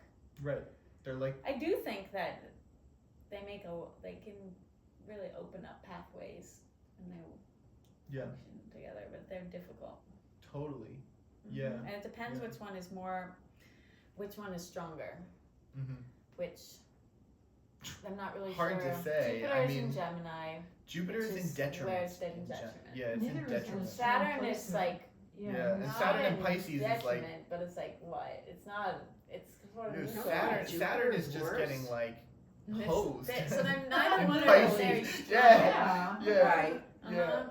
But Yeah. I think it's still a valid square that they're having. Well, it's a valid square for sure. Yeah. For sure. And I think So I there's a can't say lot which wrapped one up is into it stronger. of like when you think about that the Jupiter Saturn thing and like starting this thing in air signs. And there's so much more now, especially with Pluto going into Aquarius too, of like how far can we go in the digital realm? How far can we go in these like cyber spaces? You know? How far can you go kind of without a material grounding for something?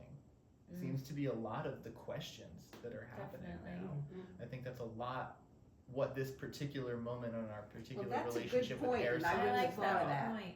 But material grounding is like in a bit of a flux right now with Saturn and Pisces. Exactly. I think it's a very fluctuating, unstable sort of Exactly. reality at the moment. Exactly. Yeah. So it's interesting to see that like the opening square because the opening square of a cycle is so much about like Sounds It's like kind a of like- chess move. It's yeah. Sorry to interrupt. Knight 2 D3. It totally does. Yeah, but the opening square is so much about like kind of test that seed idea from the conjunction of the cycle, Yeah. right? Well, I think, yeah. You know? Yeah, I'm excited for it now. Yeah. I'm also excited. A little more nuance and subtlety. There's less overwhelming brute force. People have to tune in a little bit of a finer way. Mm-hmm. It Yeah. might be kind of overt, Jupiter and Saturn, because I think that they are very felt of the planets. Personally. Yeah, but I mean, they're in signs that are, you know, that aren't that forceful. That are more, Right. They're not that more forceful. subtle. They're not that hard-faced in a way. Forceful planets in more subdued signs. It's interesting. Mm-hmm. Mm-hmm. Yeah. A little more fine tuning involved. Yeah. I mean, I don't think they get negated. I just I think they can cause a lot of trouble in mutable signs. But I As somebody who has both of them natally in Yeah, beautiful signs. exactly. Sure they can. I certainly wouldn't put it past You've been them. out there causing trouble lately. Well, it's just like there's not a lot. There's like so Saturn is sort of status quo, and to a certain degree, so is Jupiter. But like nothing is too status quo about mutable signs. That's a really good point. So it's Okay. an interesting dichotomy for them, where there's a lot on the table for change and shifting with the two of them where they are. So it depends which way the winds go. Mm-hmm. Mm-hmm. Definitely. Definitely. Which to me is just like reflective of coming out of beginning the cycle with this conjunction in Aquarius. And You Aquarius know, is fixed. Right? Aquarius is fixed, but it's open still to change. air. Yeah. It's still air. Exactly. And I think Yeah. I think that right now what Aquarius represents is fixed air, like being fixed in air, as in untethered from Earth. Well, You Aquarius know? is the long-term dream. Exactly. So, Exactly. how it plays Aquarius out is over like, time. living in a hot air balloon. so it's like You know? fixed signs where you don't let go of. And then Aquarius is like what you can imagine. I just Yeah. want to touch for a second Yeah. on what you were saying about cyberspace. Mhm. Because the beginning of the cycle, there was, around the election, there was so much abuse of cyberspace. Mhm. So much lies, so many misrepresentations. Mhm. And I'm just wondering if these two and these air signs are affecting the use of cyberspace possibly in a more responsible way or in a different way, or I don't know, but I think there's a tie-in. You're saying the. And in other words, it's a mass communication. Mm-hmm. I'm noticing that there's more fact-checking going on Mm-hmm. with what gets out, Mm-hmm. and more making fun of people who make unsubstantiated or false claims. Mm-hmm. So it's being controlled in this kind of amusing sort of way that's culturally charming rather than incendiary, like the stuff Jon Stewart's doing. Yeah. I think charming is a good point. I'm sorry? I think charming is a good point. And There's that's something, like a yeah, mutable thing. But there is more of a sense of watching what comes out of your mouth, because someone's going to be up your butt Mm-hmm. and is going to catch you at it. Yeah. And is going to make fun of you, and people will laugh at you, not necessarily arrest you and condemn you and wag their finger. No, they're going to laugh at you. But Yeah. it's putting a check on some of the irresponsibility. But yeah, I mean, Mhm. I think this whole Yeah. era of mass communication Yeah. is being Yeah. So, I mean, the subtlety of the two signs, the almost, Pisces and indirect Gemini. or- yeah, those two signs. indirect or, Yeah. it has to do with communication and, This point actually feels more to me like Pluto in Aquarius, like Pluto being there, because Pluto. I'm sure that has a lot Yeah, to do with everything. Pluto is like the cosmic investigator, like to the yeah. core of things, you know, because Pluto is the one that's always going to have that sort of drive to look at the bottom of things and to try and get to the depths and see what's really happening. I see that a little more about Pluto and Aquarius because to me it's really it's so much Aquarius that's related to all of these things that we're seeing. The use of cyberspaces, AI, the way that we relate to information and pass information.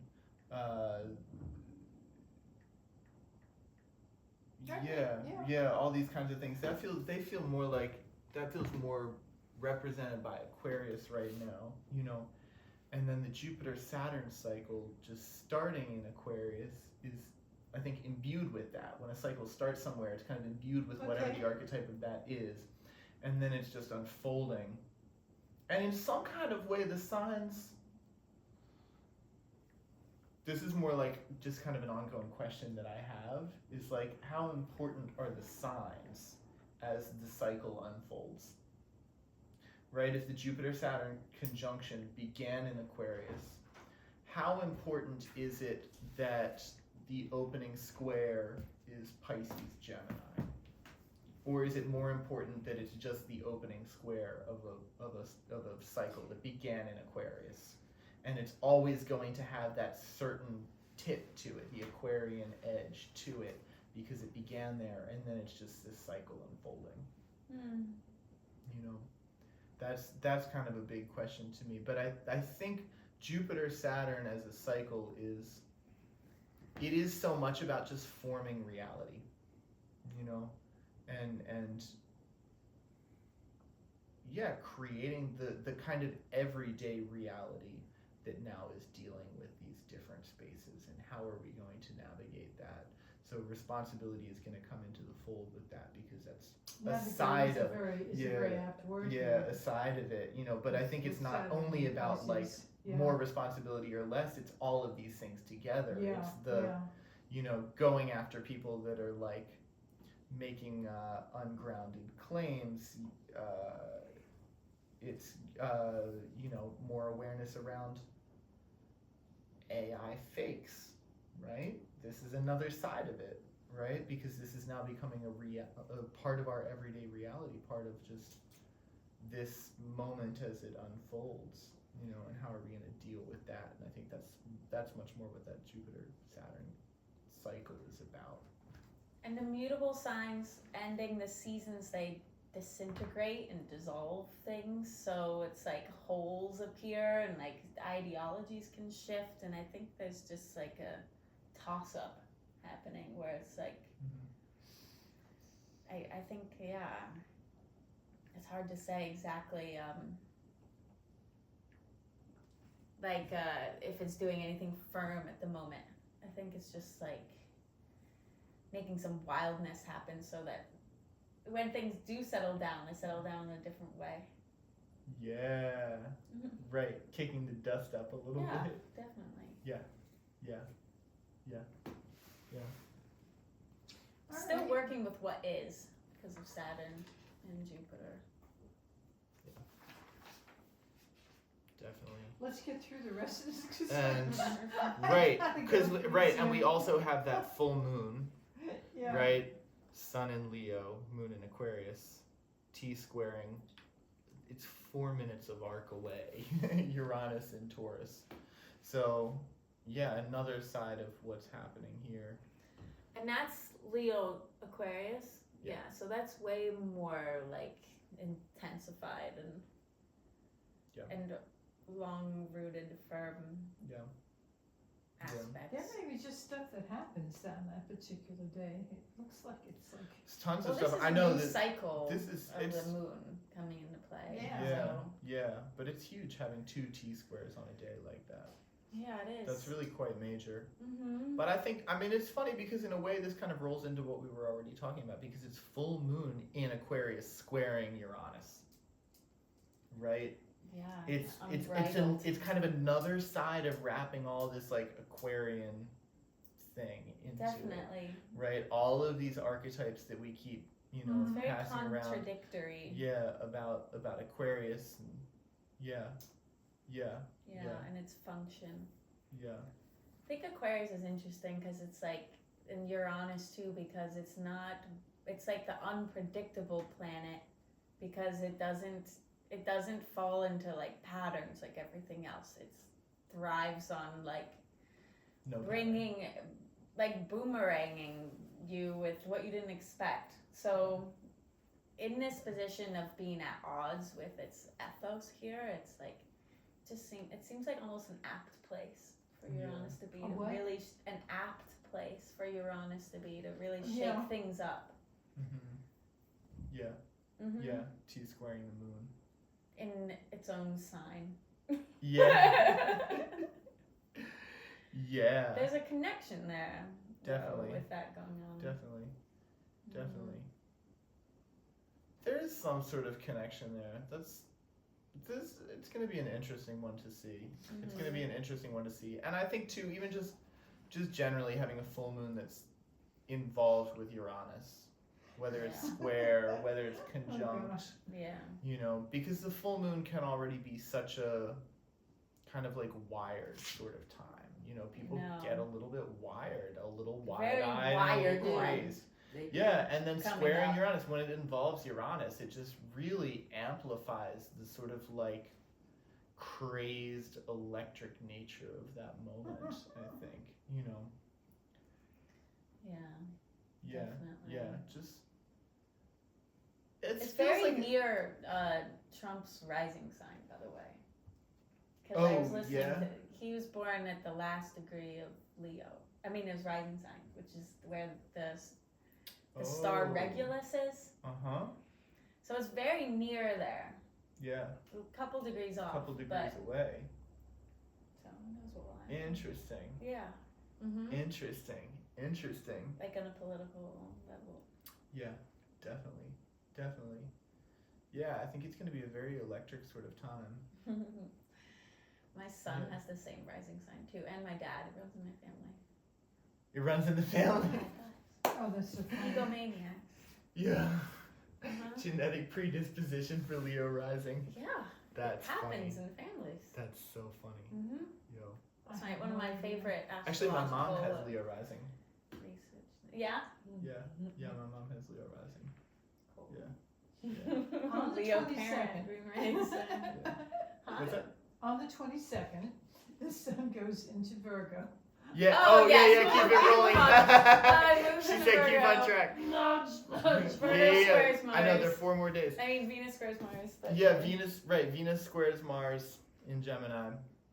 Sun goes into Virgo. The sun goes into Virgo.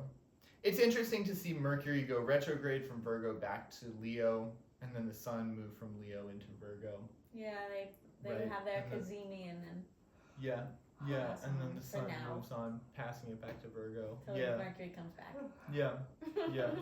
And I think we touched on the Leo to Virgo thing before, and it's such a strong one to me. Like Leo to Virgo. Leo is so much about that like consummate ego expression, creative self-expression, just over the top. The illusion of grandeur. And then Virgo is so much about like tearing all of that down, and really being able to see everybody else, but putting everybody else on a pedestal. Leo is putting yourself on a pedestal, and Virgo is putting everybody else on a pedestal and putting yourself in the shackles. Yeah, the signs that follow each other have a lot to teach one another. They're very starkly Totally. divided. Totally. Yeah. Absolutely. Absolutely. Yeah. Yeah. So it's kind of interesting just like Leo to Virgo following such an electric sort of moment in the middle of the month, you know. Yeah, There's so many things going on. I could see there being an aspect of like, and then the sun goes into Virgo, and Virgo is so much about like integration. I think that's a good point. Yeah. Yeah, it might be necessary after the full Yeah. Yeah. Yeah. Yeah. Yeah. But just I could see like it's just kind of this overwhelmed sort of vibe. Yeah. Well, Venus square Mars is a little overwhelmed too. Sure. I know the Venus Mars square is because Venus is in detriment in Virgo. And Mars, I mean, it's not in detriment in Gemini, but it's certainly like, it's just so ungrounded in Gemini. Yeah. You know, that like, both of them are like using a lot of energy and not getting anywhere. Well, Venus and Mars in a square can be very reactionary, though. There can be like a loss of tact at the moment, and like just like sort of impulsive and a little like ego-centered too, with Venus and Mars in a square, at least like natally. So if it's following this like high wire moment, it might just be like a letting off steam. Yeah, like a little lover's tiff. Yeah. between them. Take it out on someone near you, I Yeah. guess. Yeah. And the sun's gonna kind of back up Venus a little more. That was on point. Just take it out on someone near you. Yeah, Yeah. Yeah. Well, Definitely. I never. Definitely. Yeah, a very Definitely. huffy, tiffy kind of thing. Yeah. A lot of intensity though, Venus and Mars. in a square. Yeah. A lot of squares. A lot of squares. Yeah. But we are coming up on some trines. And we're coming up on a sextile of Mercury retrograde. Yeah, Mercury retrograde in Leo, sextiling Mars in Gemini. And then the trine with Uranus. That's the Right. Venus, On the yeah, Venus 27th, Virgo yeah. trining Uranus. Yeah, yeah. So the Which is Mercury kinda nice. the Mercury sextile is like, it's funny because that one in a way almost continues that like take it off on someone near you, you know. Wait a minute, what is And the sextiling? That's 20. Mercury retrograde is sextiling Mars in Gemini It's Okay. on the On 24th of the 24th, month. okay. Yeah, it's still in retrograde, but Mars is like a Right. sort of push to speak. Yeah, Mars is like a push to speak, and the Mercury retrograde is a little bit like, hey, maybe I shouldn't have spoken like that, and actually I'd like to speak like this. Yeah. Right? Because sextile is so much like an opportunity to do something, but Right. you have to take the opportunity. Well, Mercury at this point has been in retrograde for a while, and is coming towards the end of its cycle. So perhaps there's been enough consolidation and integration to say something of meaning. To say by something, this yeah, time. right. To say something Perhaps. constructive. Yeah, constructive. Definitely, definitely. Getting more constructive here too with the Venus Uranus. Yeah, right. Venus trine in Uranus. Earth signs. Right, right. In Earth signs. Mm-hmm. Yeah. That one's an interesting one, like, you know, because the Venus and Virgo can, I just see it as being so servile, you know, in ways that can be, I mean, there are a plethora of ways that it can be servile, but, you know, in ways that can be detrimental for it sometimes. It's a little nun-like. It can be nun-like. Yeah, a bit. It can be nun-like in, Taking the satisfaction in pure servitude, yeah, receiving joy from serving. right. In, I've seen it too where it can receive joy from pain too, you know, and pleasure from pain. Yeah, there's very much that like intersection with Venus and Virgo, Interesting. you know, because Venus is much more of like a pleasure symbol. Yeah. And Virgo is like, Virgo likes just slogging through it and That's like, true. you know, getting being in pain because That's of true. it. Right? Mm-hmm. Right? I never thought of it that way. Yeah. Makes so sense. so trining Uranus. on the other hand, there's also this thing about really loving to do the research and loving to, you know, just nerd out. Venus and Virgo. Yeah. Yeah. Like that's good, Yeah.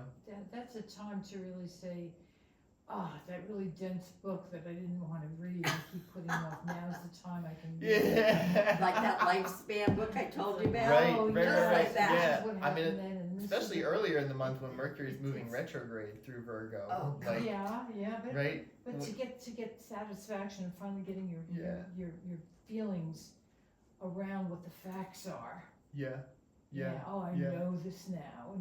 No one can out-nerd me on this now. I got it now. It's a sensation. you Yeah. know, it's a very Venusian Well, that's true Yeah. though, sense of Judith. satisfaction. Yes. Yeah. Totally. And there is a place for that. Yes. You know, and that can be a real power base. Yes. When Right. you just love to dig up. It's a muckraker thing almost. And You know, solitary when you love to pleasures. dig up Yeah. the dirt. Yeah. It's an emotional satisfaction. Mm-hmm. Yeah. So it's got that. Yeah. It's got an upside to it. Right. Yeah. Yeah. Yeah. Yeah. Yeah. That's an interesting way of looking at it. Because I was thinking about like Venus and Virgo and just because Venus and Virgo can create these weird power dynamics, and then how would Uranus affect that? And just if you're creating a certain power dynamic, and then it just gets Well, super you'd have all your chaotic. facts in a row. You'd have your old details set, Mhm. and you know, And you're right. yeah, because you've You done got it right there. Yeah, you've done your Virgonian All your homework. detailed homework. Yep. You've loved doing it, and now you're gonna love saying, you know, you're wrong, and I'll tell you why. Yeah. In excruciating detail, Yeah. and I'm gonna Yeah. watch you squirm and enjoy every second of it. Yes. So it can flip to taking satisfaction in someone else's Yeah. pain as well. Right. Totally. Totally. It's an Totally. interesting kind of thing. Virgo is the power of just doing your homework and doing your detailed research Oh, absolutely. and where you come up out of that. Absolutely. There's a real dichotomy in there. There is. It really is. There is, and Yeah. those tensions I think are very empowering if They're you very. if you just you get into it instead of saying, oh shit, not this again. It's like I can tell you that as a lawyer, Yeah. I've been in those positions where Yeah. you sit there and you got this stuff, and then when it comes out, you just feel so fucking good. Yeah, you're like Clint Eastwood. You're like It's boom, terrible. boom, boom. I mean, you use it. It's Yeah. power. It's just pure power. That's That knowledge. yeah, and it's pleasurable, Yeah. and that's a very Virgo Venusian kind of Well, thing. I think that Venus struggles in Virgo too, because it's like Venus wants to be singled out, like you want to find and submerge yourself in your pleasures, but Virgo is like also about realizing that you are one of many, and so the work you are doing has to fit into a paradigm and be of worth to the collective in a sense, and it's like a humbling sign for Venus to be in. Where Well, it's like until you're you not. get to someone like Jen Metzger, you know, who does her homework and then ends up as county executive. But there's so not a lot of she's ambition got in it all. Virgo in that respect. Yeah, It's like where Yeah. you do the work without the recognition. There's invisibility, and that's the other Virgo Venus thing that's hard to contend with. Yeah. How do you Well, read yeah. it as being trine to Uranus? What Well, do you think that brings I to think I mean it's a trine, so it's not trying to rock anything too much, Right. but perhaps an opportunity to make sense of things in like a more uplifting way, it? Mm-hmm. Mm-hmm. or like put in perspective what it is that has been going on in a larger sense. Yeah. Okay. Just like Uranus bringing in the larger. Yeah. The Yeah, larger perspective. The wider Yeah, perspective or like thing. so it's like Okay. if Venus and Virgo is ultimately about contribution, and Uranus is always considering the collective impact. It's like it's sort of like an ego less day, Yeah. and also Uranus being a ruler of Aquarius, which is opposite the sign of ego. Mhm. And Virgo is not about working with the ego. So it's like Yeah. doing something that is not just for your own satisfaction, Mm-hmm. but Right. it makes you Oh, feel that's good to do those fascinating. things, Yeah. though. Yeah. You know, there's Yeah. another side of feeling good than just Yeah, and that's Pleasure. really nice. Or maybe even just like a chance to integrate the full moon. Yeah, and it energy can just be with your integrative eyes. or like about Mhm. perspective and. Mm-hmm. Mhm. Yeah, definitely. Definitely. And then she opposes Neptune the next day. Oh right, is that what happens? Oh yeah. Yeah, 28th. Yep. Listen, that I Venus think is like opposing an Neptune. introduction to September. Yeah, it's Venus opposing Neptune at the end of Virgo and Pisces. Mercury stationing direct at 21 Leo. And then Venus moving on into Libra and forming a trine to Pluto at Oh, the beginning of Aquarius. so you see, Venus gets more personal again. Yeah, she does. Yeah, I mean, it's kind of wild. Like 2 days hitting all of those planets, all Uranus, That's Neptune. true, that was- Yeah. Clustered there. Yeah. Yeah. The Venus opposite Neptune is that one's really interesting, especially with Venus being in detriment, because Neptune, right, modern ruler of Pisces, it's like the absolute ideal, Yeah. right? Like Mhm. Neptune Pisces is just like the absolute like ideal fantasy utopia, however you want to say it. Yeah. And then Venus opposite Neptune, because I think the hard Venus Neptune contacts are so much about like how come the reality of these relationships never even touches the ideal, I know. you know? It's a hard one to have. Yeah, nailed and I think for Virgo like definitely has a tendency towards disappointment there. Yeah, You know? absolutely. Yeah. Well, I think of the Virgo Pisces axis having to do with belief and faith and morality and like so much can Yeah. get affected by that. That's interesting. Mm-hmm. So it's like, yeah, Venus opposite Neptune is also known for being kind of like desexualized, like sort of putting on a pedestal that's like pure, like this Mhm. idea that's like just out of the earthiness of it. You're like you're too much in the. Well, she's exalted in Pisces. Yeah, well, I'm saying She's Venus kind of getting opposite. some of that energy Pisces, at that Neptune. moment. Yeah, no, and From her Venus does exalt- well in Pisces Yeah. for Mhm. sure. Mm-hmm. It's a great Right. altruistic element and like universality. Mm-hmm. You wouldn't be able to have Venus in Pisces opposite Neptune in this life because Neptune has not been in the sign of Right. Virgo for some time. Say that again? Right. You wouldn't be able to experience Venus in Pisces also being opposite Neptune because Neptune has not been in Virgo in many Okay. lifetimes. No? Not How many long? lifetimes. Well, it's Maybe a 164 lifetime or years. so? So like 82 years. Oh, 82 years? Yeah. Okay, so a lifetime at least. Yeah. Mhm. So there's some. Yeah. Some older folks. who can have, yeah, Neptune yeah. in Virgo. Yeah. Okay. Yeah, that would be possible. Oh, maybe Yeah. it would. So, and then Mercury So station. she's a busy girl this month, isn't She's she? a busy girl. Yeah. She's kind of. Huh. I gotta go. Late, you know. Yeah. Heard. Well, this was awesome. Yeah. Thank you for coming. Oh, Always. yeah. Always. It was fun. Yeah. Good to see you. I know this is gonna be a month. It really seems so. You know.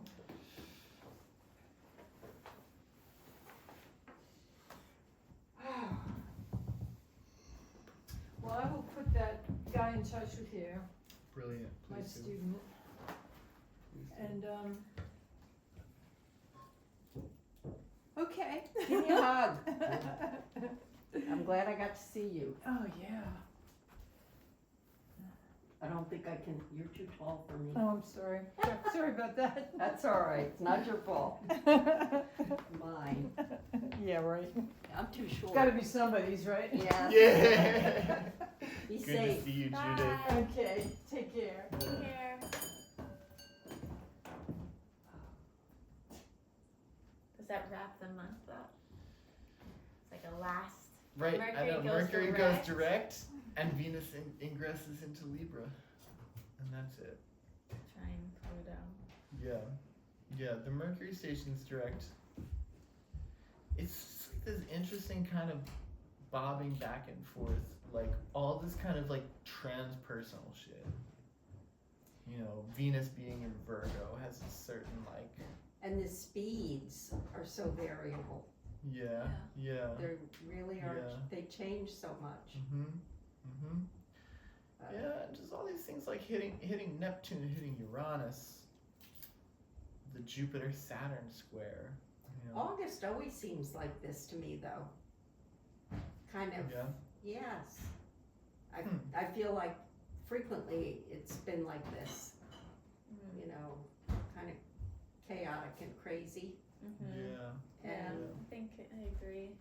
and some other months are just not. They're just not like this. It's calmer. Yeah. It's not so chaotic. Yeah, August has the cicadas.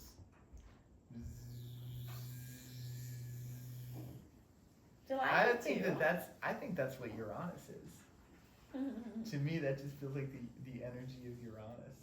Yeah, it's cicadas. true when they They are just like keep a fucking hive. buzzing. Yeah. Yeah. I saw a cicada today, and then I rarely see like live ones. Yeah. Yeah. I Yeah, saw it's one. very uncommon. Uh-huh.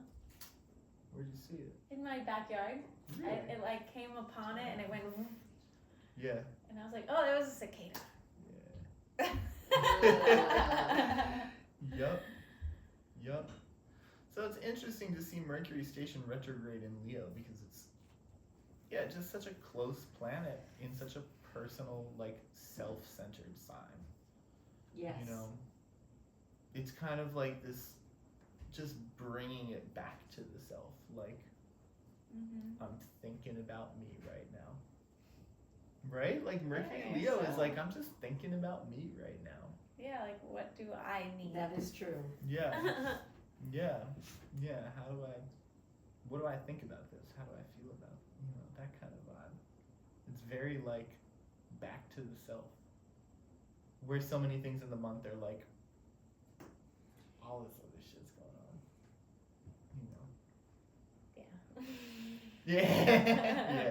We'll see, I guess, huh? Yeah. August just started. Yeah. And then Venus goes into Libra. That's the last thing. Right. Venus Libra. Yeah. Venus rules Libra. That's true. Balance. Venus Libra is just about balance and like. I always like the one of like Venus rules Taurus and Libra, and Venus Taurus is like yin side of Venus, and it's all about like listening to yourself and listening to what your needs are, and then being able to like survive. Like just meet them and sustain yourself. And then so what is Venus Libra? Well, Venus Libra is more about like being able to like outsource your needs and balance yours against other people's, and like how do we kind of like put them all in the pot and then pick one which one you can actually. Need of other people. Yeah, and your need of other people. Exactly. But it's all about trying to just get on that equal footing. Yeah, diplomacy. Yeah.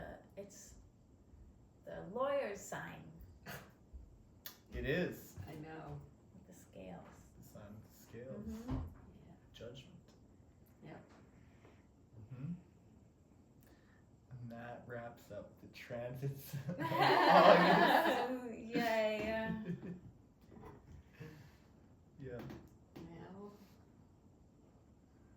I'm glad I got to see you, Jessy. I feel like Yay. it's been way too long. Yeah. I think it's been a couple months. Oh, it has been. Mhm. Because it was, you went out to California, and I mean, it's been a long time. Yeah. Right, We I didn't was have sick right the- before I went. That's right. the horoscopes for a Right, while. that's right. So Yeah, It's I been, bagged out because I was sick. Yep.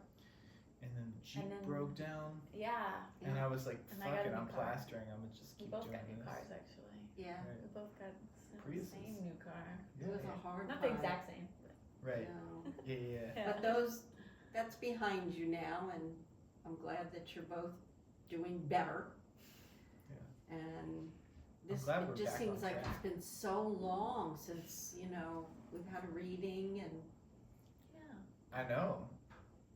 I mean, I haven't done anything here since May. no Really? music, nothing. You've been low I've key just here. been- Well, he's no, I've been been working. He's been working. Yeah.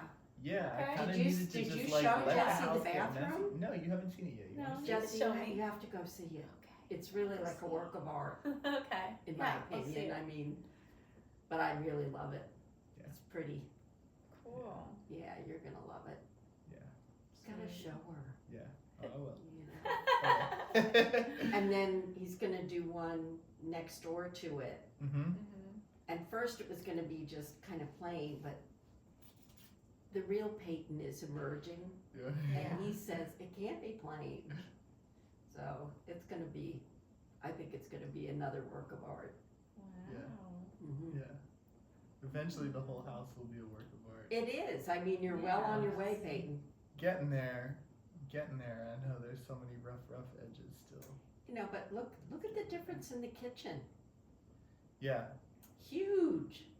Yeah. A lot of potential. Yeah, you never saw the kitchen at the very beginning when there was like no floor in there. No, I guess not. Yeah. I did see it before the sink, I guess. That's true. Oh, you did? That's true. Yeah. It was pretty fucking rough then. Yeah. Yeah, it was real rough Uh-huh. then. Yes, it was. Yeah. And there was a time period where you really couldn't sit in there. It's true. There was a time when we just had one of those like outdoor patio tables Remember that? and a mishmash of like random fucking chairs. Yeah. But it's so, and I mean, there It was was cold just, as you had shit. to There was have no everything insulation. kind of like was sitting out there. You didn't have any room for things, Yeah. and it's really changed Yeah. a lot. Yeah. And- Right. I mean, the floor, just the floor alone. Yeah. It's a huge improvement. Yeah. So you're getting there. Yeah. Hi, baby boy. Hi. I have a picture of him on my phone that I look at because he reminds me a little bit of my cat. He's just more of a ginger. He is a total. Mine's ginger. paler. Yeah. And speaking of mine, I have to go home because as I was leaving, he was puking on the bed. No. A fucking guy. I was like, I just looked at it and I was like, oh dear. Man, he can't do that shit on the floor. He doesn't. Because he knows Mom will pick everything up and throw it in the washing machine and she'll take care of it. Because he's spoiled rotten. Ah. Yes, but go look at that bathroom. You're going to love it, Jessy. Okay. But I'm so glad I got to see you and I Yes. enjoyed this evening Yeah, me too. and it was fun. Thanks, Kat. Thank you. Take care of yourself. Thanks for coming today. Oh, it was fun. And I'm so glad Nice I got to to see see you. you. Oh, you too.